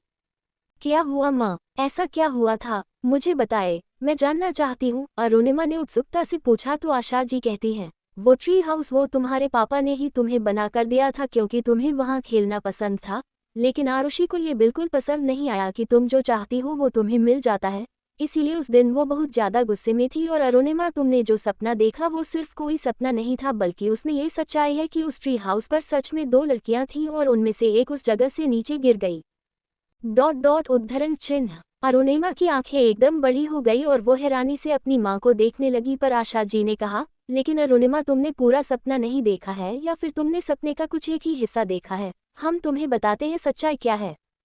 जो वहाँ बैठकर वायलिन बजा रही थी वो कोई और नहीं थी बल्कि वो तुम ही थी। वो तुम थी जो वहाँ पर वायलिन बजा रही थी। तुमने किसी दूसरी लड़की को अपने रूप में नहीं देखा था बल्कि तुमने खुद को देखा था, और जो तुम्हारे सामने थी वो थी आरुषि, जिसने तुम्हारे हाथों में वो वायलिन देखकर अपने जलन के मारे तुम्हें वहाँ से धक्का दे दिया था। पर जैसे ही अरुणिमा ने ये सुना उसकी आंखें एकदम बड़ी हो गई और वो एकदम झटके से खड़ी हो जाती है। ब्रिजेश जी जल्दी से उसके पास आते हैं और उसे संभालते हुए कहते हैं, अरुणिमा घबराओ मत, देखो वो बस बचपन का एक हादसा था और उस हादसे में तुम्हारे सर पर चोट लगी थी, इसीलिए तुम्हें वो हादसा याद नहीं था। अरुणिमा एकदम से पैनिक करने लगती है। वो तेजी से सांस लेने लगती है। बचपन में उसके साथ ये हुआ था, उसे तो याद तक नहीं था। वो घबराते हुए अपने पिताजी को देखकर कहती है, पापा, तो आरुषि का क्या हुआ? ब्रिजेश जी अफसोस के साथ अपनी आंखें बंद करते हुए कहते हैं, वो नहीं रही। दरअसल जब तुम ट्री हाउस से गिरने वाली थी तब तुमने सहारा लेने के लिए आरुषि का हाथ पकड़ लिया और वो भी तुम्हारे साथ उस जगह से नीचे गिर गई। तुम तो घास पर गिरी थी और पत्थर पर चोट लगने की वजह से तुम्हारे सर पर चोट लगी थी, लेकिन आरुषि लोहे के सरिये पर गिरी थी और वो सरिया उसके पेट के आर पार चला गया, जिसकी वजह से उसकी मौके पर ही मौत हो गई थी। अपने माता पिता की बात सुनकर अरुणिमा कांप रही थी। उसके हाथों की उंगलियां तक कांप गई थीं। वो एकदम से उस चीज को इमेजिन करने लगी थी, लेकिन वो चीज उसकी इमेजिन में भी इतनी डरावनी लग रही थी कि उसका चेहरा डर से भर गया था। ब्रिजेश जी ने उसे संभालना शुरू किया और आशा जी जल्दी से पानी लेकर आती हैं। सुबह से शाम हो गई थी लेकिन आस्तिक अभी भी घर नहीं गया था। उसे कोई ज़रूरी काम नहीं था, वो बस अरुणिमा से कुछ समय बचाना चाहता था। वो अरुणिमा का सामना नहीं करना चाहता था क्योंकि वो जानता था कि लावण्या की माँ ने जो भी आस्तिक की माँ के बारे में कहा है उसके बाद आस्तिक का खुद पर काबू करना कितना मुश्किल हो गया है, और ऐसे में अगर उसका गुस्सा उसके काबू से बाहर हो जाता तो इसका परिणाम अरुणिमा को भुगतना पड़ता, और वो अरुणिमा को नुकसान नहीं पहुंचाना चाहता था। इसलिए अरुणिमा को घर छोड़कर वो तुरंत वहां से निकल गया। वहां से वो सीधे एक क्लब में जाता है जहां बैठकर उसने ड्रिंक की थी, लेकिन उसके बाद उसके दिमाग में बहुत सारी चीज़ें चल रही थीं। वो एक एक करके सारी चीज़ों को ख़त्म करना चाहता था क्योंकि उसके पास अरुणिमा के साथ एक अच्छा भविष्य था। वो नहीं चाहता था कि ऐसी तकलीफ़ें उसे और अरुणिमा को आगे भविष्य में और ज़्यादा परेशान करें, और इसके लिए उसे किस चीज़ से निपटना था ये भी पता था। अपनी आखिरी ड्रिंक को ख़त्म करते हुए उसने नीरज को कॉल किया और नीरज को किसी चीज़ के लिए उसने इन्फॉर्म किया। शाम होते होते नीरज उसे क्लब के बाहर गाड़ी लेकर आ जाता है और एक फाइल आस्तिक की तरफ बढ़ाता है। साथ में वो आस्तिक का एक बिजनेस कोट भी लेकर आया था। आस्तिक ने अपना पुराना कोट उतार कर डस्टबिन में फेंक दिया और अपना बिजनेस कोट पहनकर वो गाड़ी में बैठ जाता है। नीरज खुद ड्राइवर बनकर गाड़ी ड्राइव की और वो गाड़ी को वहां ले जा रहा था जहां पर आस्तिक ने उसे ले जाने के लिए कहा था। करीब आधे घंटे बाद आस्तिक अभी भी अरुणिमा के बारे में सोच रहा था, लेकिन जब नीरज ने उससे ये कहा कि वो लोकेशन पर पहुंच गए हैं तब जाकर आस्तिक ने बाहर की तरफ देखा। एक 15 मंजिला बिल्डिंग को देखकर उसके चेहरे पर एक डेविल स्माइल आ गई। उसने मुस्कुराते हुए बिल्डिंग को देखा और फिर नीरज को देखकर उसने कहा, मैं अभी अंदर जा रहा हूँ, लेकिन 15 मिनट बाद तुम वो इनवेल्ट लेकर अंदर आ जाना, समझ गए? नीरज ने हाँ में सिर हिलाया। आस्तिक गाड़ी से बाहर निकलता है और बहुत स्टाइल से लिफ्ट की तरफ बढ़ जाता है। उसने 15वें फ्लोर का बटन दबाया और करीब 5-7 मिनट में लिफ्ट 15वें फ्लोर पर थी। जैसे ही दरवाजा खुलता है, ऑफिस में बैठे लोग लिफ्ट की तरफ देख रहे थे, लेकिन जब आस्तिक वहां से बाहर निकला तो वहां पर खड़े लोगों की आंखें एकदम बड़ी हो गई। कुछ ने तो आस्तिक को पहचान भी लिया और उन्होंने सम्मान से आस्तिक के सामने अपना सिर भी झुकाना शुरू कर दिया था और हल्के से झुकते हुए उन्होंने आस्तिक को हेलो कहना शुरू किया था। आस्तिक ने मुस्कुराते हुए सबको देखा। लेकिन उसकी नज़र सामने थी जहां लिखा था CEO सूर्य मल्होत्रा। जैसा कि आस्तिक ने इमेजिन किया था, सूर्य अपने सामने आस्तिक को देखकर एकदम से घबरा जाता है। वो चौंक गया था और झटके से अपनी कुर्सी से खड़ा हो जाता है। कमरे में ऐस बड़ी ही फुल था, लेकिन सूर्य को पसीने आ गए। उसने अपनी सांस को संभालते हुए अपनी टाई को थोड़ा ढीला किया। आस्तिक अपनी खतरनाक मुस्कान के साथ सूर्य को देख रहा था, लेकिन सूर्य भी कोई कच्चा खिलाड़ी नहीं था। भले ही वो आस्तिक से उम्र में छोटा था, लेकिन फिर भी वो इस खेल को अच्छी तरह से खेलने जानता था। अपनी घबराहट को छुपाते हुए उसने मुस्कुराकर आस्तिक को देखा और टेबल के दूसरी तरफ से आस्तिक की तरफ आने को हो रहा था, लेकिन आस्तिक भी समझ रहा था कि सूर्य के साथ खेल भारी पड़ सकता है। आस्तिक का तो मन कर रहा था कि अभी इसी वक्त अरुणिमा की किडनैपिंग के लिए वो सूर्य की जान ले ले, और ऐसा वो करेगा भी, लेकिन अभी सही समय नहीं आया है। आस्तिक उनमें से नहीं है जो अपने पत्ते अपने दुश्मन के सामने रखकर सारा खेल ही खत्म कर दे। वो तो उनमें से है जो एक एक पत्ता दुश्मन के सामने कायदे से फेंकता है और खेल को और ज्यादा खतरनाक और इंटरेस्टिंग बनता है। सूर्य भले ही आस्तिक से उम्र में कुछ साल छोटा है, लेकिन वो आस्तिक की तरह ही पर्सनैलिटी वाइज काफ़ी ज़्यादा अट्रैक्टिव है और उसकी बॉडी स्ट्रक्चर आस्तिक से काफ़ी ज़्यादा मिलती जुलती है। सूर्य आस्तिक के पास आता है और अपना हाथ आगे करते हुए कहता है, hello mister Raichand. I am sorry, आपको अचानक से अपने ऑफिस में देखकर मुझे पता ही नहीं चल कि मुझे कैसे रिएक्ट करना है, इसलिए मैं थोड़ा घबरा गया। आस्तिक ने एक आईब्रो उठाए, मिलना तो मुझे भी तुमसे था, लेकिन उम्मीद नहीं की थी कि मुलाकात इस तरीके से होगी। आस्तिक ने एक सार्कास्टिक तरीके से सूर्य से बात की, लेकिन उसने सूर्य के साथ हाथ नहीं मिलाया। सूर्य ने अपना हाथ पीछे कर लिया, लेकिन उसके चेहरे पर भी गुस्से के भाव थे, पर वो उसे छुपाते हुए आस्तिक को मुस्कुराकर देखता है और कहता है, तो मिस्टर रायचंद यहाँ कैसे आना हुआ? मतलब मैंने कई बार कोशिश की आपसे मिलने की, लेकिन कभी हमारा आमना सामना नहीं हुआ, पर आज आप सामने से मेरे ऑफिस में आए हैं, जरूर कोई खास बात? आस्तिक ने एक फीकी मुस्कान के साथ हाँ में सिर हिलाया और कहा, हाँ बात तो है, लेकिन सोच रहा हूँ वो बात तुमसे करनी चाहिए या नहीं। वो क्या है ना, तुम्हारी कंपनी कई बार मेरी कंपनी को बिजनेस प्रपोजल भेज चुकी है, इसलिए सोच रहा हूँ कि क्यों ना तुम्हारी कंपनी के साथ एक डील की जाए। सूर्य के चेहरे पर एक अजीब से एक्सप्रेशन आ गए और उसने घूरते हुए आस्तिक को देखकर कहा, डील, और वो भी मेरी कंपनी के साथ? क्यों, इंटरेस्ट नहीं हो क्या? आस्तिक ने पूछा तो सूर्य जल्दी से अपने आप को संभालते हुए बोला, नहीं नहीं, ऐसी कोई बात नहीं है, आपके साथ कौन नहीं काम करना चाहेगा, लेकिन प्रॉब्लम यह है कि आपके साथ किसी भी बिजनेस पार्टनरशिप में ज्वाइन होने से पहले मुझे मेरे फादर से पूछना होगा। मैं उनसे पूछे बिना कोई काम नहीं करता हूँ। आस्तिक को इस बात पर काफ़ी तेज हंसी आ रही थी, लेकिन उसने अपनी हंसी अपने अंदर ही रोक ली और अपने चेहरे पर एक अजीब सा लेकिन खतरनाक एक्सप्रेशन बनाते हुए कहा, अच्छा तो तुम अपने पापा से पूछे बिना कोई काम नहीं करते हो? वैसे मानना पड़ेगा उम्र में बड़े हो गए हो, लेकिन अभी भी तुम छोटे बच्चे हो जो हर काम अपने पिता से पूछकर ही करते हो। वो क्या कहते हैं उसे, हाँ बाप का दुलारा। आस्तिक के ऐसे टोंट मारने पर सूर्य के हाथों की मुठियां कट गई थी, लेकिन उसने अपने चेहरे पर जितना हो सके उतना सामान्य भाव रखा और मुस्कुराते हुए कहा, ऐसी बात नहीं है मिस्टर रायचंद, ये कंपनी और ये कारोबार सब मेरे पापा का ही खड़ा किया हुआ है। मैं तो बस इसे संभाल रहा हूँ, इसलिए उनसे पूछे बिना मैं कोई भी डिसीजन नहीं ले सकता हूँ, और इस वक्त वो किसी ज़रूरी काम के लिए इंडिया से बाहर गए हैं, तो जब तक वो वापस नहीं आ जाते हैं तब तक मैं आपको इस बारे में कुछ भी नहीं कह सकता। आस्तिक ने अपने हाथ हवा में उठा और एक गिव अप वाला साइन देते हुए कहा, ऐसी बात है तो ठीक है, अगर तुम इंटरेस्टेड नहीं हो तो मैं इस डील के लिए किसी और कंपनी को तलाश कर लेता हूँ।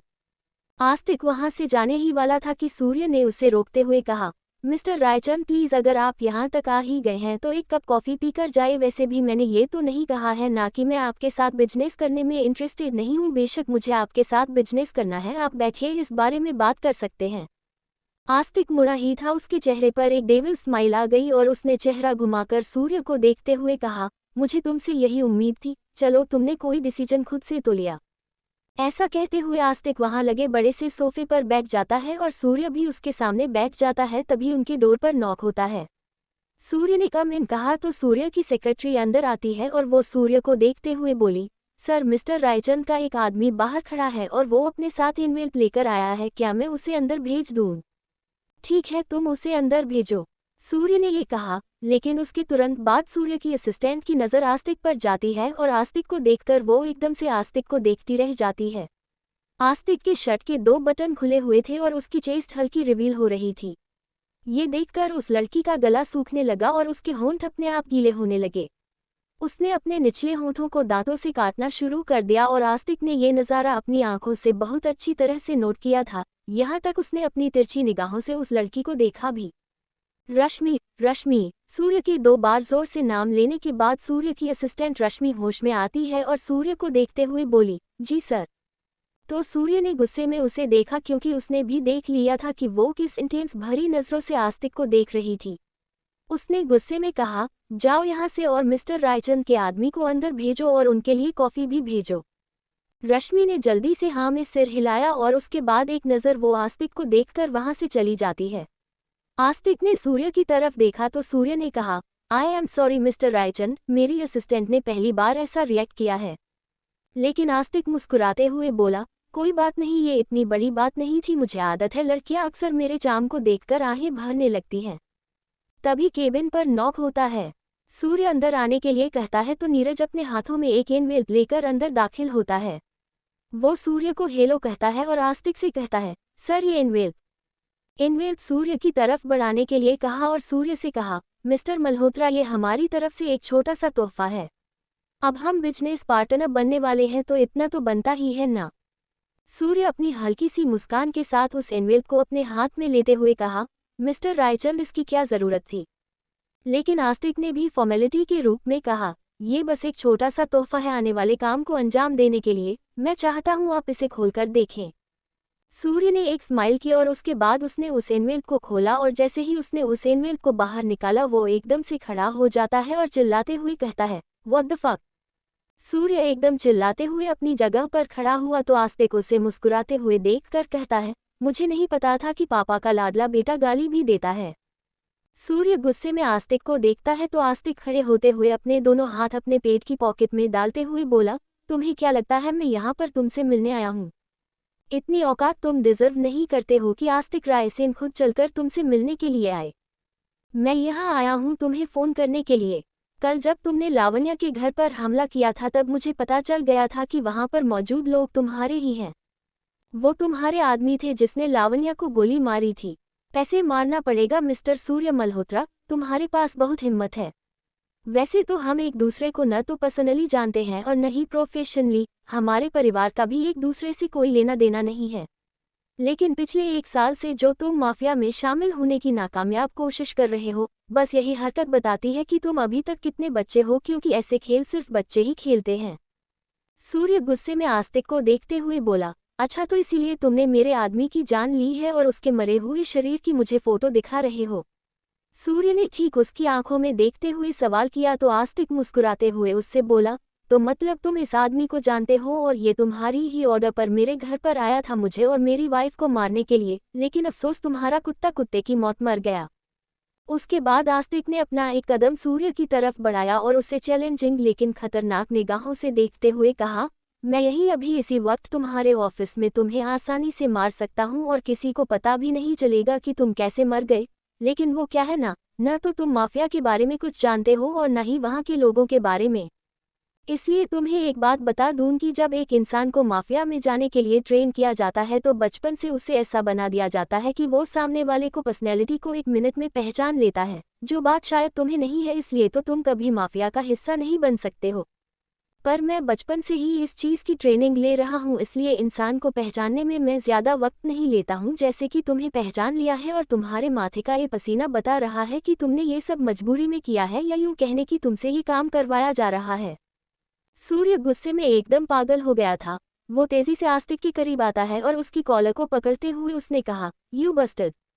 लेकिन इससे पहले कि वो उसके गिरेबान को अपने हाथों में जकड़ सकता, आस्तिक ने एक जोरदार मुक्का उसके मुंह पर मारा और सूर्य दूसरी तरफ गिर जाता है।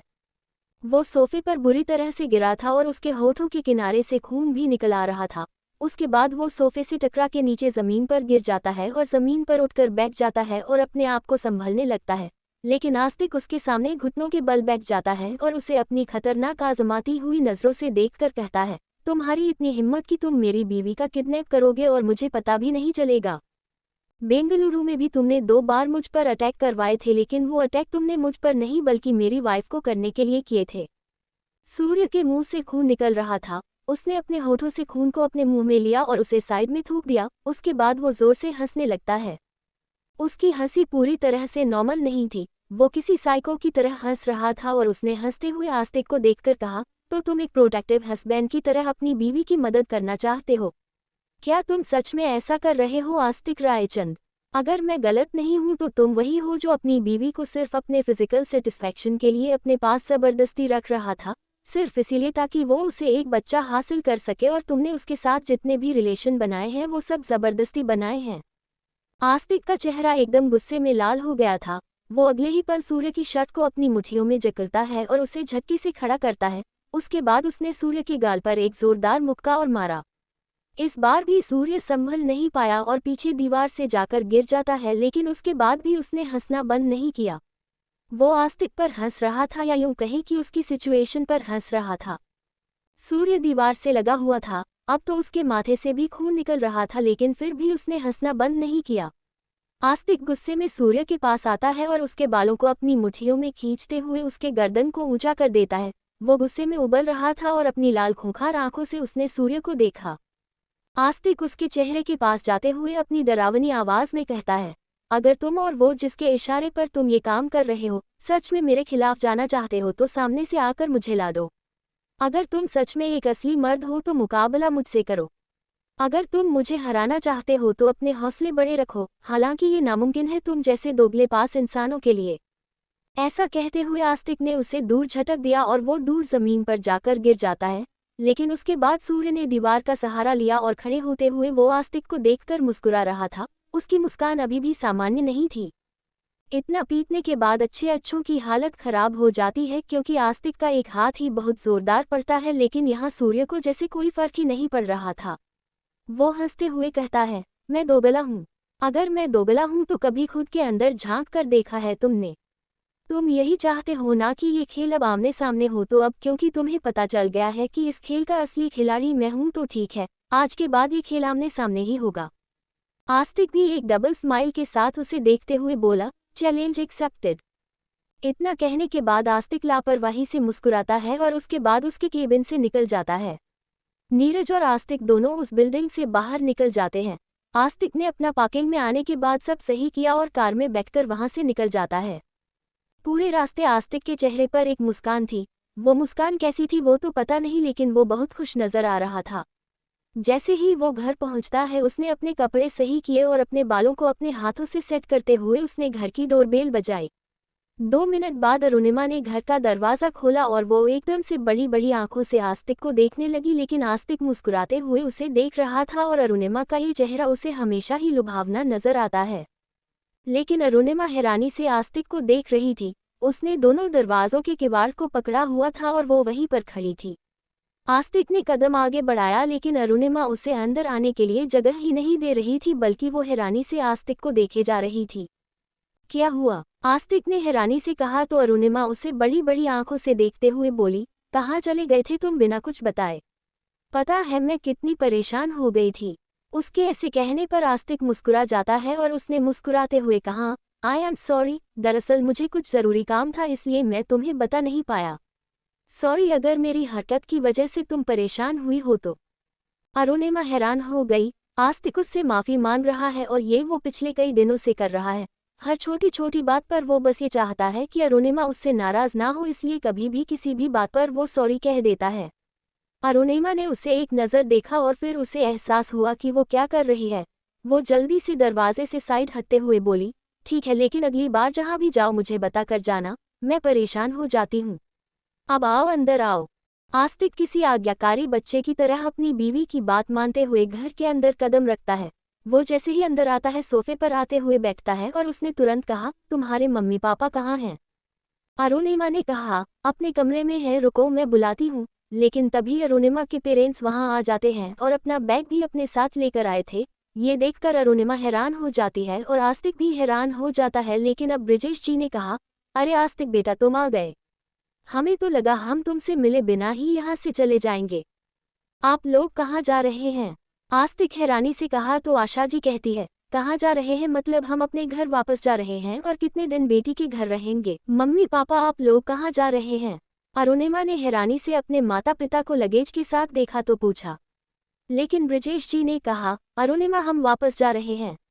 2 दिन हो गए हैं यहाँ पर, अब इससे ज्यादा रुकना सही नहीं होता है। तुम्हें देखने आए थे, तुमसे मिलने आए थे, देखा कि तुम ठीक हो और आस्तिक के साथ अब खुश भी हो तो अब लगता है कि हमें यहाँ से जाना चाहिए। लेकिन आस्तिक खड़ा होते हुए बोला, आप लोग चाहें तो कुछ दिन और रुक सकते हैं। अरुणिमा को अच्छा लगेगा अगर आप लोग कुछ दिन और रुक जाएं तो। लेकिन आशा जी ने कहा, नहीं आस्तिक, हम इससे ज्यादा और नहीं रुक सकते हैं। बेटी के घर 2 दिन ठहर गए ये भी बहुत बड़ी बात है, इससे ज्यादा दिन ठहरना सही नहीं होगा। वैसे भी अब तुम दोनों ठीक हो और एक दूसरे के साथ हो तो हमारी चिंता भी दूर हो गई है, इसलिए अब हमें चलना चाहिए। अरुणिमा भावुक हो जाती है और अपने माता पिता को देखने लगती है। मम्मी पापा क्या आप लोग सच में जा रहे हैं? कुछ दिन और नहीं रुक सकते हैं? अरुणिमा ने उदास भरे स्वर में कहा तो ब्रजेश जी कहते हैं, अरुणिमा तुम क्यों परेशान हो रही हो? आस्तिक है ना यहाँ पर तुम्हारे साथ और हम फिर तुमसे मिलने जरूर आएंगे, लेकिन अभी हमारा जाना जरूरी है।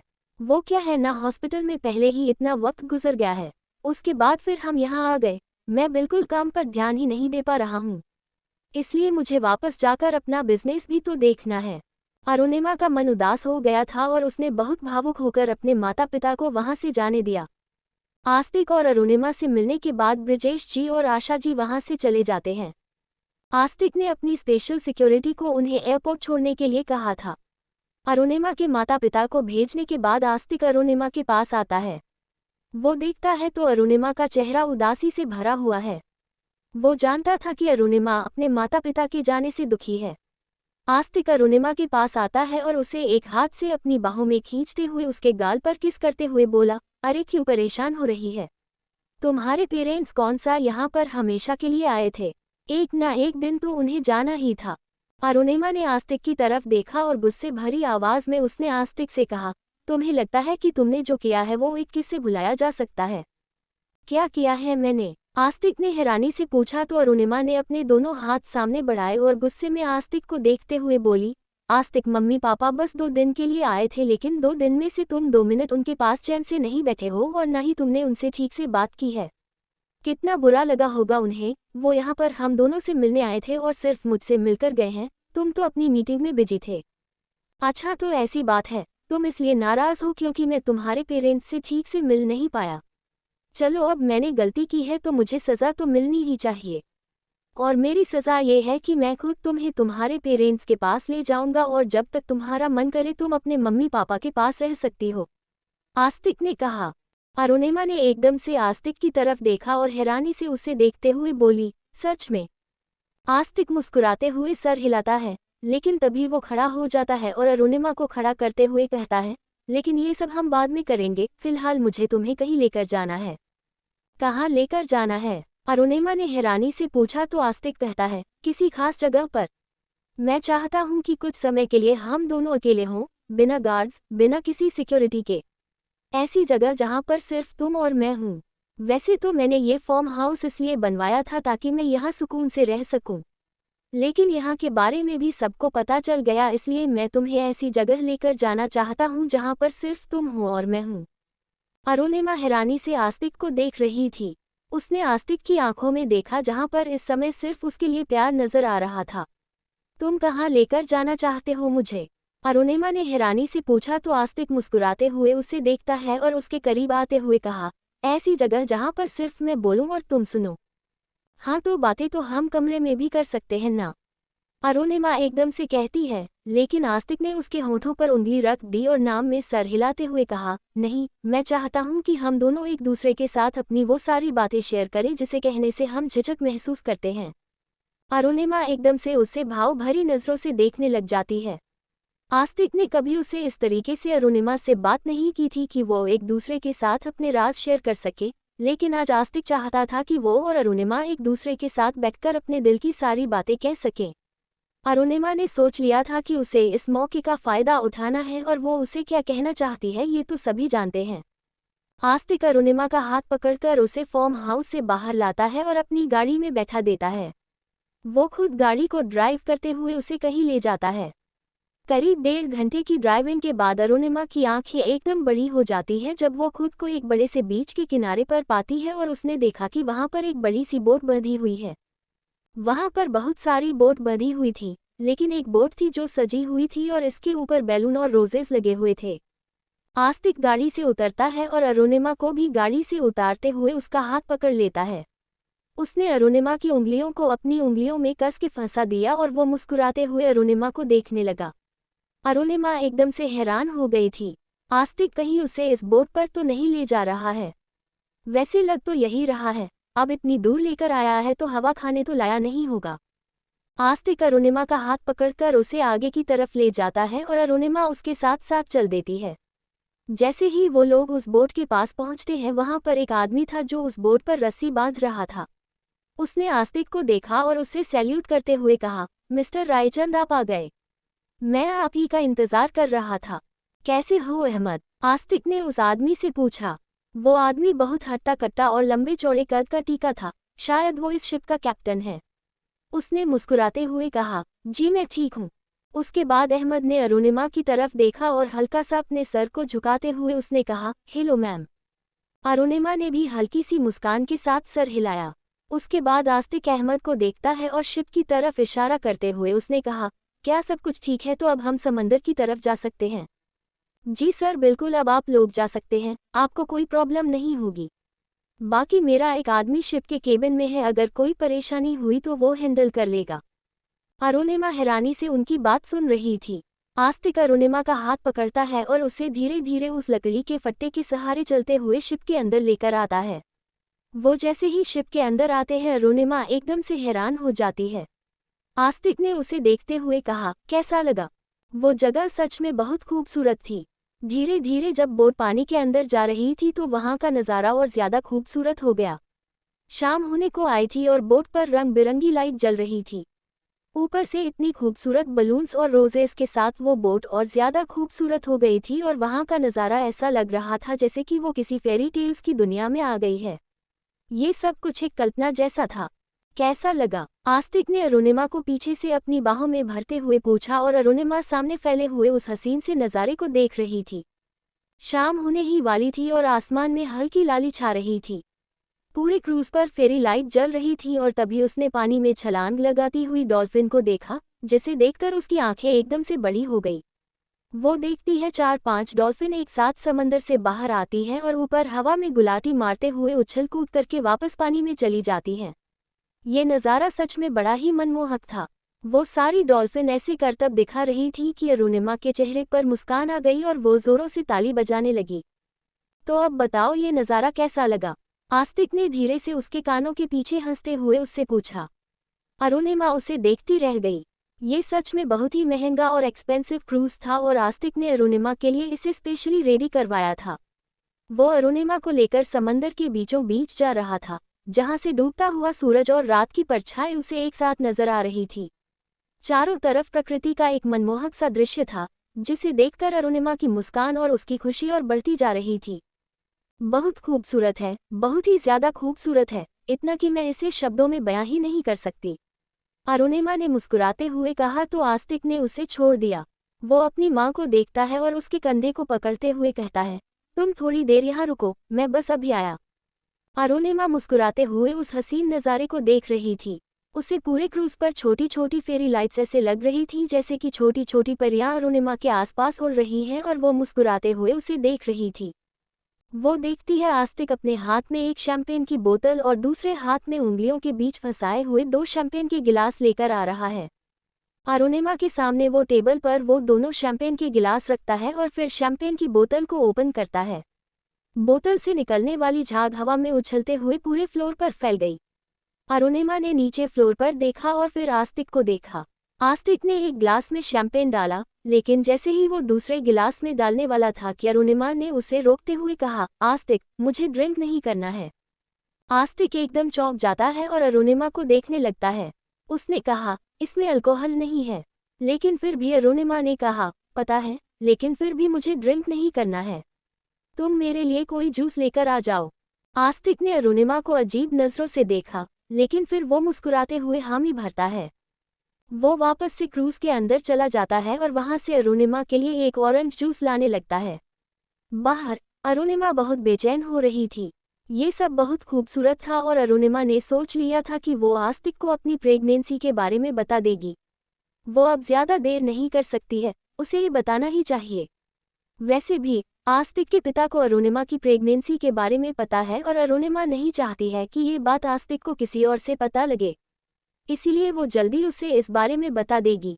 Orange juice for my beautiful lady, आस्तिक ने अरुणिमा के सामने ऑरेंज जूस का ग्लास रखते हुए कहा। अरुणिमा ख्यालों से बाहर आती है और मुस्कुराते हुए आस्तिक को देखकर कहती है, thank you. Arunima orange juice पीने लगती है और आस्तिक उसके पास आते हुए कहता है, तुम्हें मुझे थैंक यू कहने की जरूरत नहीं है डार्लिंग। अचानक से ऑरेंज जूस अरुणिमा के गले में फंस जाता है और वो खांसने लगती है। आस्तिक ने अपनी शैंपेन का गिलास नीचे रखा और अरुणिमा की पीठ को थपथपाते हुए कहा, क्या हुआ अरुणिमा, तुम ठीक तो हो ना? अरुणिमा खांसते हुए तेज सांसें लेती है और हैरानी से आस्तिक को देखते हुए बोली, क्या कहा तुमने मुझे? आस्तिक उसे हैरानी से देखते हुए कहता है, क्या मतलब?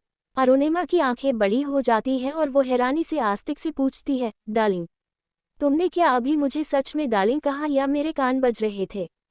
आस्तिक मुस्कुरा पड़ता है और वो अरुणिमा से बोलता है, नहीं, तुमने कुछ गलत नहीं सुना है।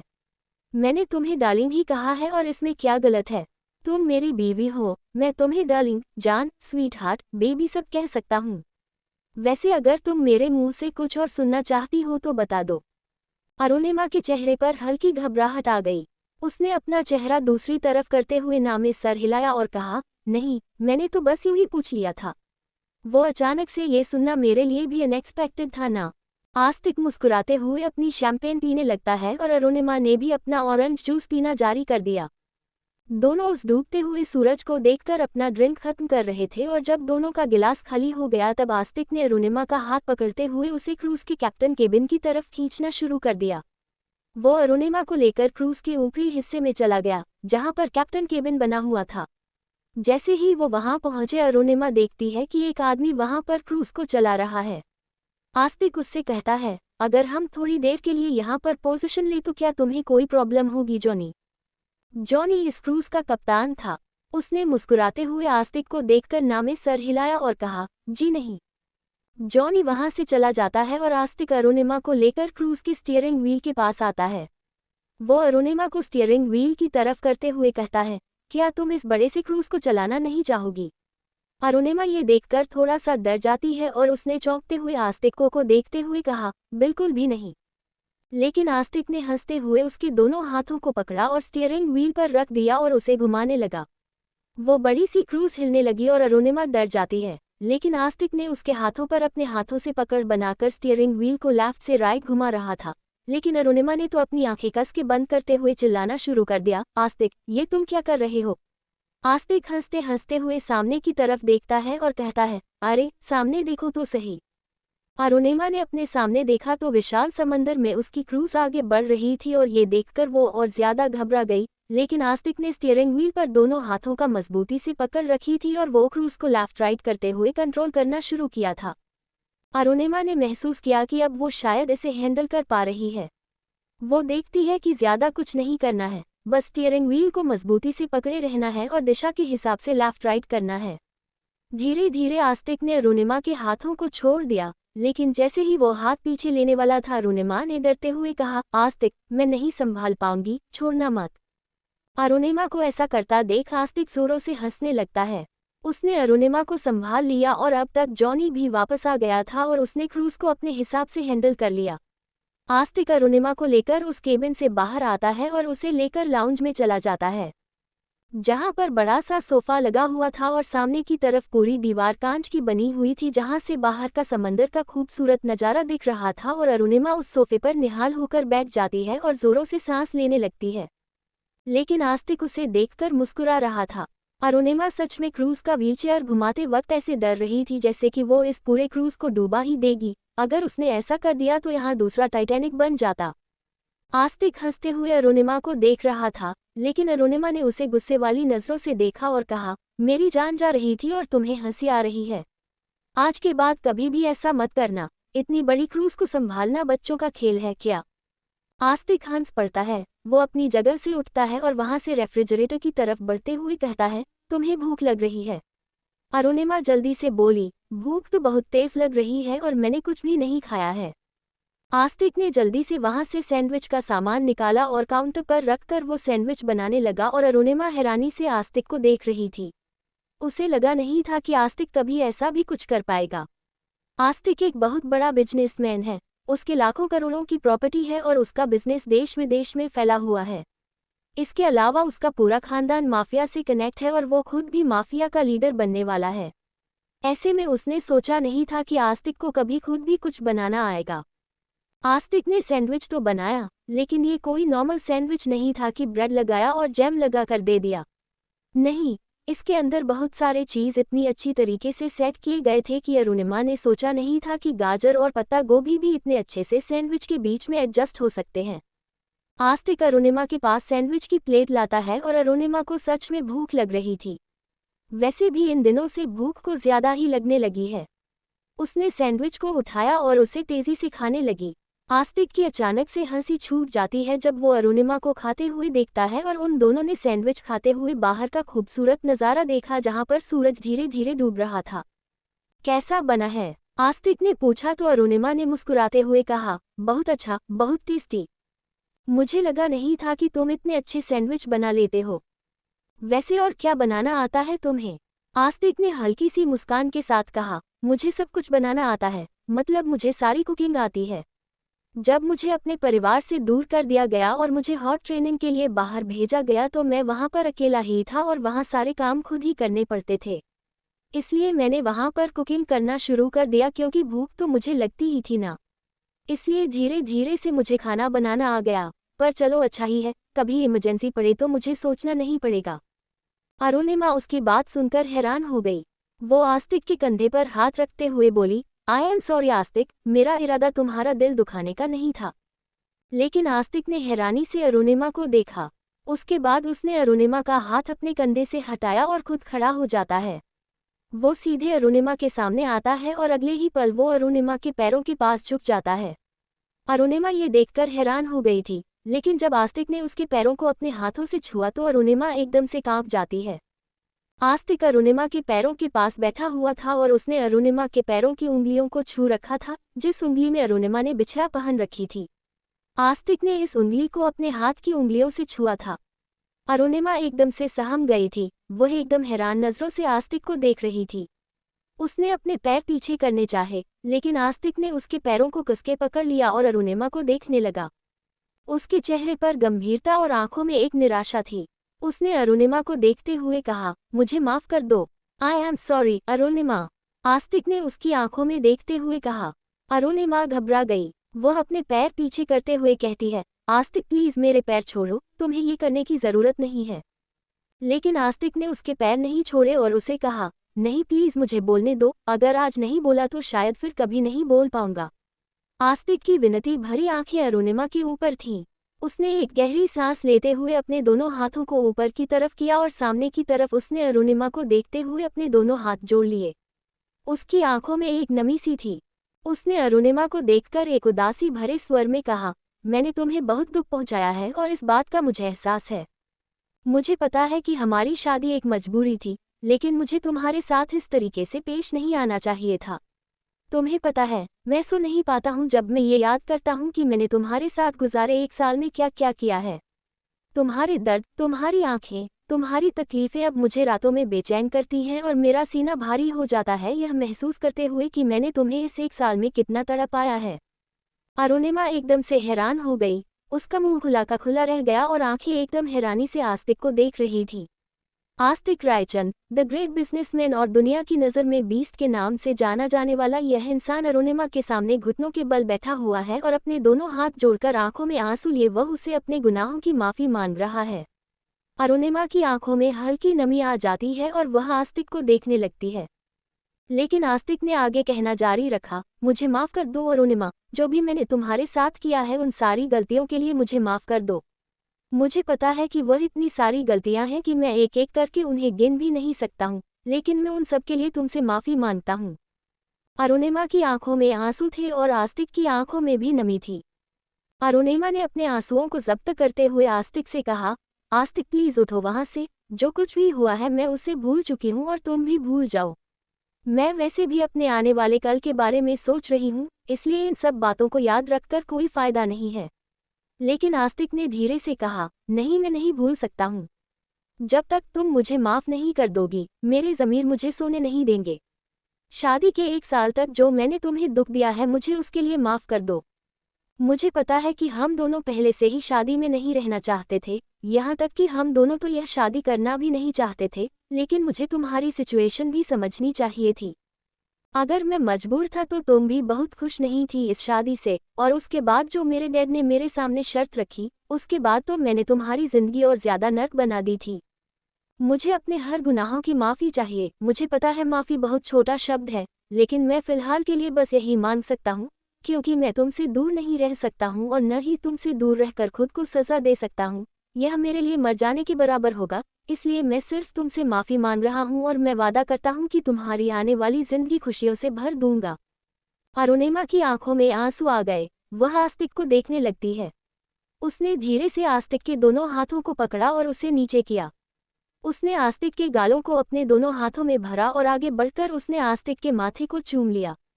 आस्तिक की आंखें बंद हो जाती हैं और आंसुओं की बूंद उसके गालों पर आ जाती है। अरुणिमा के आंसू भी उसके गालों से बहते हुए आस्तिक के आंसुओं से मिलकर नीचे जमीन को छू जाते हैं। ये वह एहसास था जो दोनों ने शायद आज पहली बार महसूस किया था। आस्तिक को एहसास हो चुका था कि उसने अरुणिमा के साथ गलत किया था और उसे अपने गुनाहों के लिए माफ़ी मांगनी चाहिए।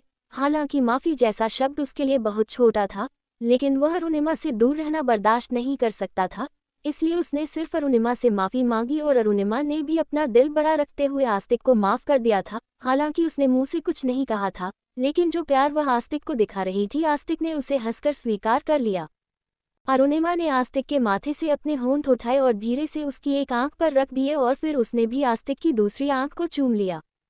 धीरे से उसने आस्तिक के दोनों गालों को चूम लिया और फिर धीरे से उसकी नाक को चूम लिया। आस्तिक उसके एहसास को अपने चेहरे पर महसूस कर रहा था और जब अरुणिमा ने धीरे से आस्तिक के होंठों के पास अपने होंठ ले गए तो आस्तिक के हाथों की उंगलियां एकदम से सिहर जाती हैं। ये पहली बार था जब अरुणिमा कुछ ऐसा कर रही थी।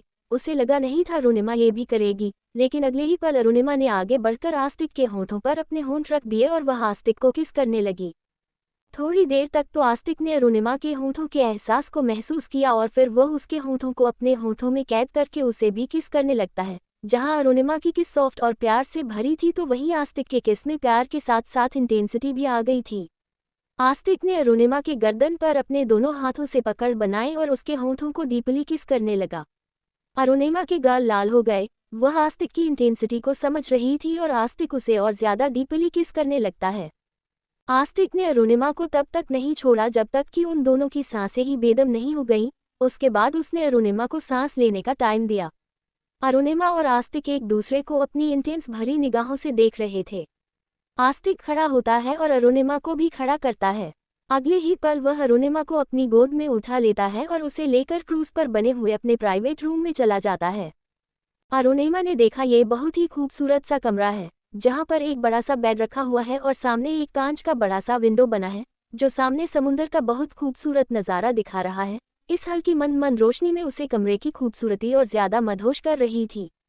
आस्तिक ने अरुणिमा को बेड पर रखा और धीरे से अपनी शर्ट के बटन खोलने लगा और अरुणिमा की आंखें आस्तिक के उस चौड़े सीने पर जाती हैं, जहां पर कई जगह कट के निशान हैं। लेकिन जब आस्तिक ने अपनी शर्ट को उतार दिया तो अरुणिमा ने कुछ ऐसा देखा जो उसने आज से पहले कभी नहीं देखा था। वह एकदम से उठकर बैठ जाती है और आस्तिक के सीने पर हाथ रख लेती है।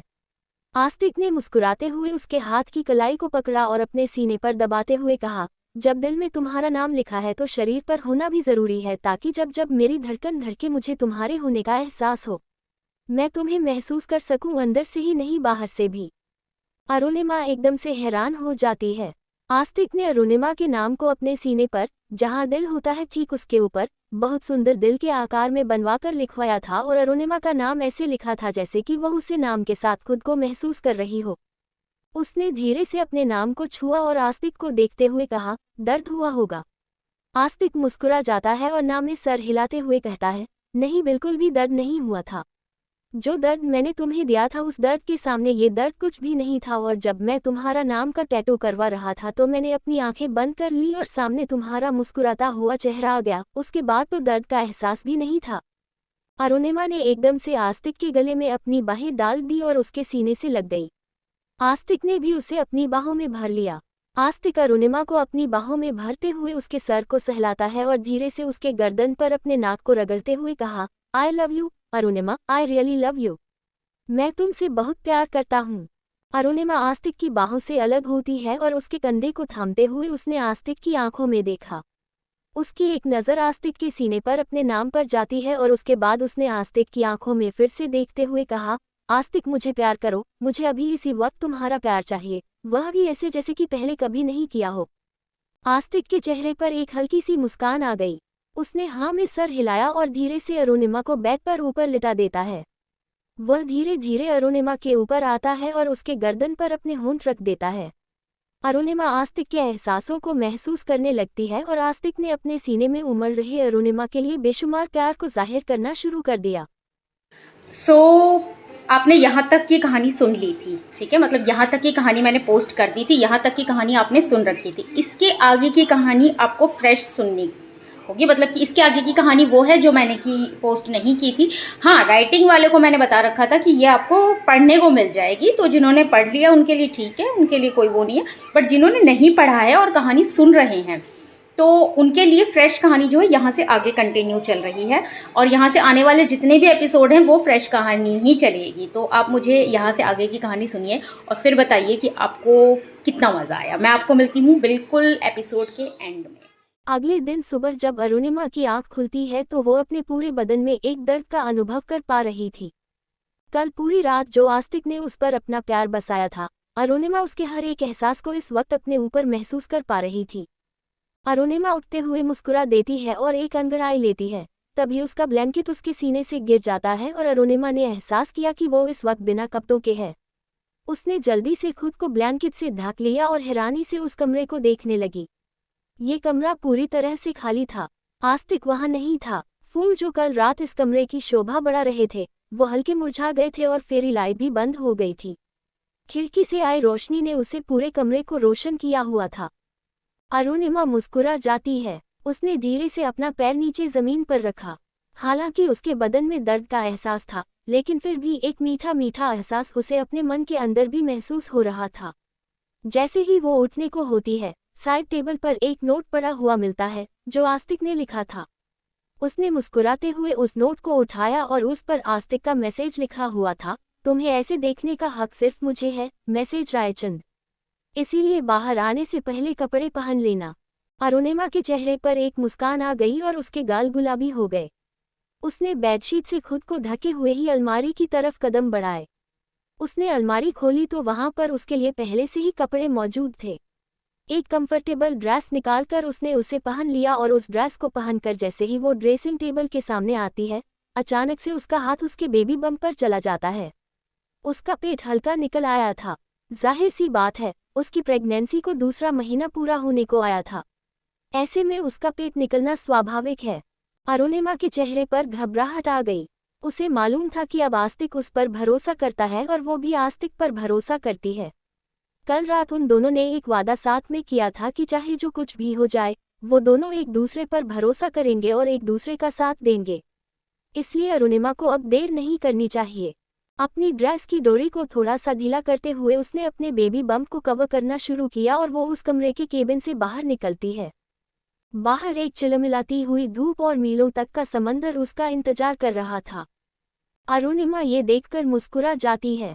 उसने आसपास देखा तो शिप पर मौजूद कैप्टन एक तरफ खड़ा था। वो मुस्कुराते हुए अरुणिमा को देखकर उसे गुड मॉर्निंग कहता है, तो अरुणिमा ने भी बदले में अपना सर झुकाकर उसे गुड मॉर्निंग कहा। उसके बाद अरुणिमा उस तरफ चली जाती है जहां पर कैप्टन खड़ा था। जैसे ही वो वहां जाती है, उसने देखा आस्तिक सामने ही खड़ा है। उसने एक वाइट पेंट और वाइट शर्ट पहनी हुई है, लेकिन उसके शर्ट के बटन खुले हुए हैं और वो दूरबीन से समंदर में कुछ देख रहा है। अरुणिमा आस्तिक के पास जाती है और पीछे से उसे अपनी बाहों में भर लेती है। आस्तिक के चेहरे पर मुस्कान आ गई। उसने अपनी आंखों से दूरबीन हटाई और पलटकर वो अरुणिमा को देखता है। तब तक शिप का कैप्टन वहां से जा चुका था और आस्तिक और अरुणिमा अकेले थे। आस्तिक ने अरुणिमा को अपनी बाहों में भरा और उसे अपने करीब खींचते हुए कहा, तो तुम्हें कल रात नींद कैसे आई? इतनी जल्दी उठने की क्या जरूरत थी, थोड़ी देर और सो जाती।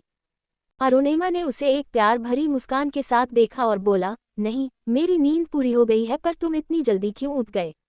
अब ये मत कहना कि तुम्हें मीटिंग पर जाना है। इस बीच समंदर में तुम्हें मीटिंग पर जाना भी होगा तो जाओगे कैसे? तैर कर। आस्तिक की हंसी छूट जाती है। अरुणिमा उससे मजाक कर रही है। वैसे अरुणिमा ने इससे पहले ऐसा मजाक कभी नहीं किया है, लेकिन उसे फिर भी मजा आया।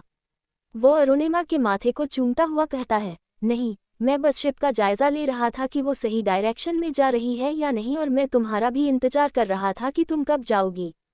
चलो चलकर ब्रेकफास्ट करते हैं। तुम्हारा इंतजार करते करते मेरे पेट में जो चूहे भूख के मारे तड़प रहे थे, अब वो लगभग मरने की कगार पर है। अरुणिमा ने भी मुस्कुराते हुए हमें सर हिलाया। आस्तिक अरुणिमा को लेकर शिप के दूसरे हिस्से में चला जाता है, जहां पर ओपन में एक टेबल रखा हुआ था और वहां पर उनके ब्रेकफास्ट की ऑलमोस्ट सारी तैयारियां हो चुकी थी। आस्तिक अरुणिमा के बीच चेयर खींचता है और अरुणिमा उस पर बैठ जाती है। आस्तिक प्यार से अरुणिमा को खिला रहा था। वो खुद कम खा रहा था और अरुणिमा को ज्यादा खिला रहा था। अरुणिमा बाहर इस खुले समंदर में क्रूज के ऊपर इस ब्रेकफास्ट का बहुत अच्छे से मजा ले रही थी। उसका समय बहुत अच्छा जा रहा था। आस्तिक उसे अपना प्यार का और अपनेपन का एहसास करवा रहा था। अरुणिमा के लिए बिल्कुल सपने जैसा था और वो इस सपने को जी भी रही थी। आस्तिक ने अरुणिमा को एक निवाला खिलाने के बाद खुद एक निवाला खाया कि तभी उसका फोन बजने लगता है। उसने देखा तो ये उसकी कंपनी से कॉल थी और नीरज इस वक्त उसे कॉल कर रहा था। वैसे नीरज इस वक्त कॉल करता नहीं, क्योंकि आस्तिक ने उसे बताया था कि वो अरुणिमा को लेकर वेकेशन पर जा रहा है। ऐसे में नीरज गलती से भी ये करने की गलती नहीं करेगा, लेकिन अगर वो कॉल कर रहा है, इसका मतलब बात कुछ बड़ी है। तुम ब्रेकफास्ट फिनिश करो, मैं अभी आता हूँ। आस्तिक उठकर दूसरी तरफ चला जाता है और अरुणिमा ब्रेकफास्ट करते हुए उसे देख रही थी। आस्तिक दूर फोन पर किसी से बात कर रहा था और उसका चेहरा एकदम से सख्त हो गया था। उसके एक्सप्रेशन बदल गए थे और वो गुस्से में कुछ कह रहा था।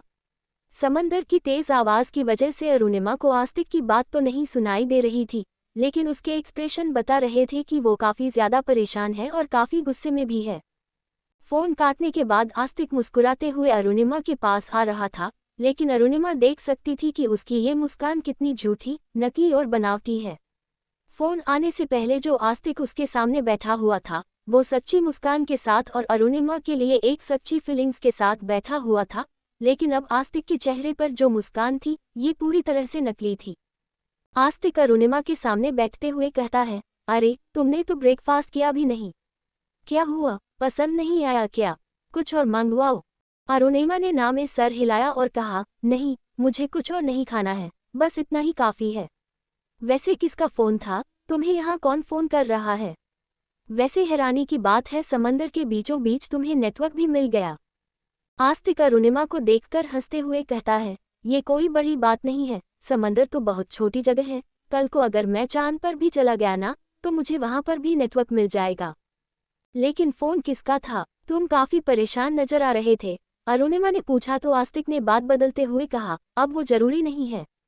वैसे तुमने मेरे हाथ का बना हुआ कभी ग्रिल चिकन खाया है? तुमने कभी खिलाया ही नहीं, अरुणिमा ने शिकायत की अंदाज में कहा। तो आस्तिक मुस्कुराते हुए उठता है और कहता है, कभी नहीं खिलाया तो आज खिलाता हूँ, बस थोड़ा इंतजार करो, मैं सेटअप लगता हूँ। अरुणिमा ने हाँ में सर हिलाया।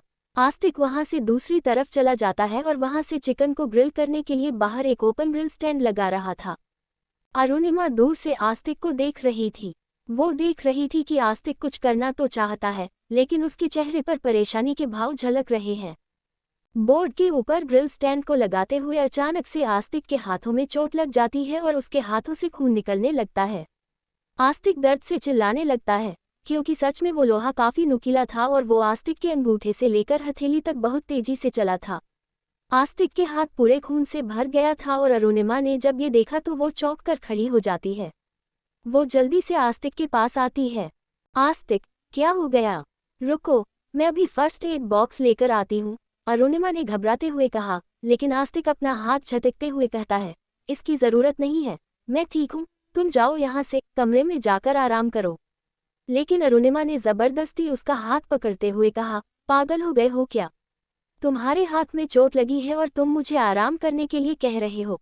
आस्तिक के हाथों से खून निकल रहा था और वह अरुणिमा को हैरानी से देख रहा था। अरुणिमा उसके सामने बैठी हुई थी और उसके हाथों में एक फर्स्ट एड बॉक्स था। उसने आस्तिक को देखते हुए कहा, अपना हाथ आगे करो, मुझे इस पर पट्टी बांधनी है। लेकिन आस्तिक ने अपना हाथ पीछे करते हुए कहा, नहीं, मैं ठीक हूँ, इसकी कोई ज़रूरत नहीं है। लेकिन अरुणिमा ने कोई जोर जबरदस्ती नहीं की, वह चुपचाप आस्तिक को देखती रही और उसने कहा, तो तुम इतनी जल्दी अपना वादा तोड़ रहे हो? आस्तिक एकदम हैरानी से उसे देखने लगा। अरुणिमा आस्तिक की आंखों में देखते हुए कहती है, कल रात यहीं, इसी कमरे में, इसी बेड पर हम दोनों ने एक दूसरे से एक वादा किया था कि हम दोनों एक दूसरे के साथ कभी कोई राज नहीं रखेंगे, कोई बात नहीं छुपाएंगे, एक दूसरे पर भरोसा करेंगे। क्या मैं ये समझूं कि ये वादा सिर्फ मैंने किया था?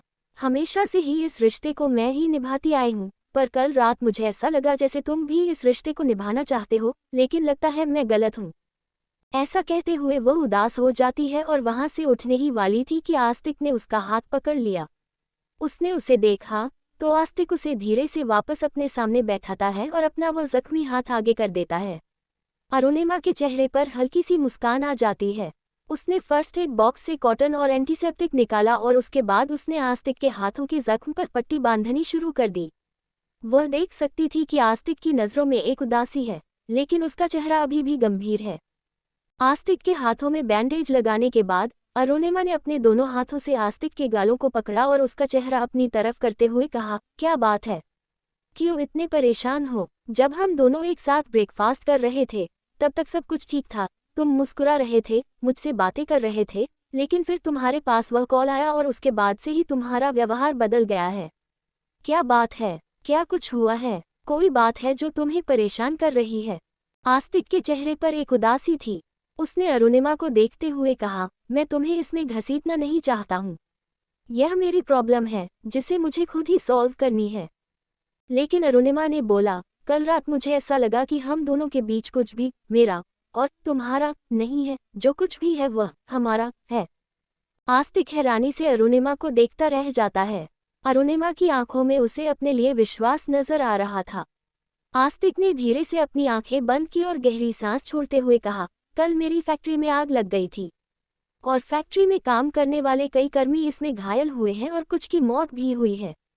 जैसे ही आस्तिक ने ये कहा, अरुणिमा एकदम से हैरान हो जाती है, उसकी आंखें बड़ी हो गई और वह घबराते हुए कहती है, क्या? लेकिन ऐसा अचानक से इतना बड़ा हादसा कैसे हो गया? लेकिन आस्तिक अपना चेहरा ना में हिलाते हुए कहता है, नहीं अरुणिमा, यह कोई हादसा नहीं है, बल्कि यह सोची समझी साजिश है। मेरी फैक्ट्री में जहां पर हजारों वर्कर काम करते हैं, वहां पर अचानक से आग लग जाना इम्पॉसिबल है, क्योंकि हमारा सिक्योरिटी सिस्टम और फायर अलार्म बहुत एडवांस टेक्नोलॉजी है। छोटी से छोटी फायर को भी वह जल्दी एक्सेस कर लेता है। ऐसे में पूरी कंपनी में आग लग जाना बहुत बड़ी बात है और मुझे लगता है कि यह कोई हादसा नहीं है, बल्कि एक सोची समझी साजिश है। अरुणिमा उसे ध्यान से सुन रही थी। आस्तिक का परेशान होना जायज़ है, उसकी फैक्ट्री में कई वर्कर काम करते हैं। ऐसे में वहां आग लग जाने से जो लोगों की जान को नुकसान हुआ है, वह सच में बहुत बड़ी खबर थी। आस्तिक को अपने सामान की या फैक्ट्री की परवाह नहीं थी, लेकिन वह लोग जो इस हादसे में मारे गए हैं, आस्तिक जानता था कि उनकी जान की कीमत वह कैसे भी चुका नहीं सकता है। तो अब तुम क्या करोगे? अरुणिमा ने हैरानी से पूछा। तो आस्तिक उसे देखते हुए कहता है, यही तो मैं तुमसे कह नहीं पा रहा था।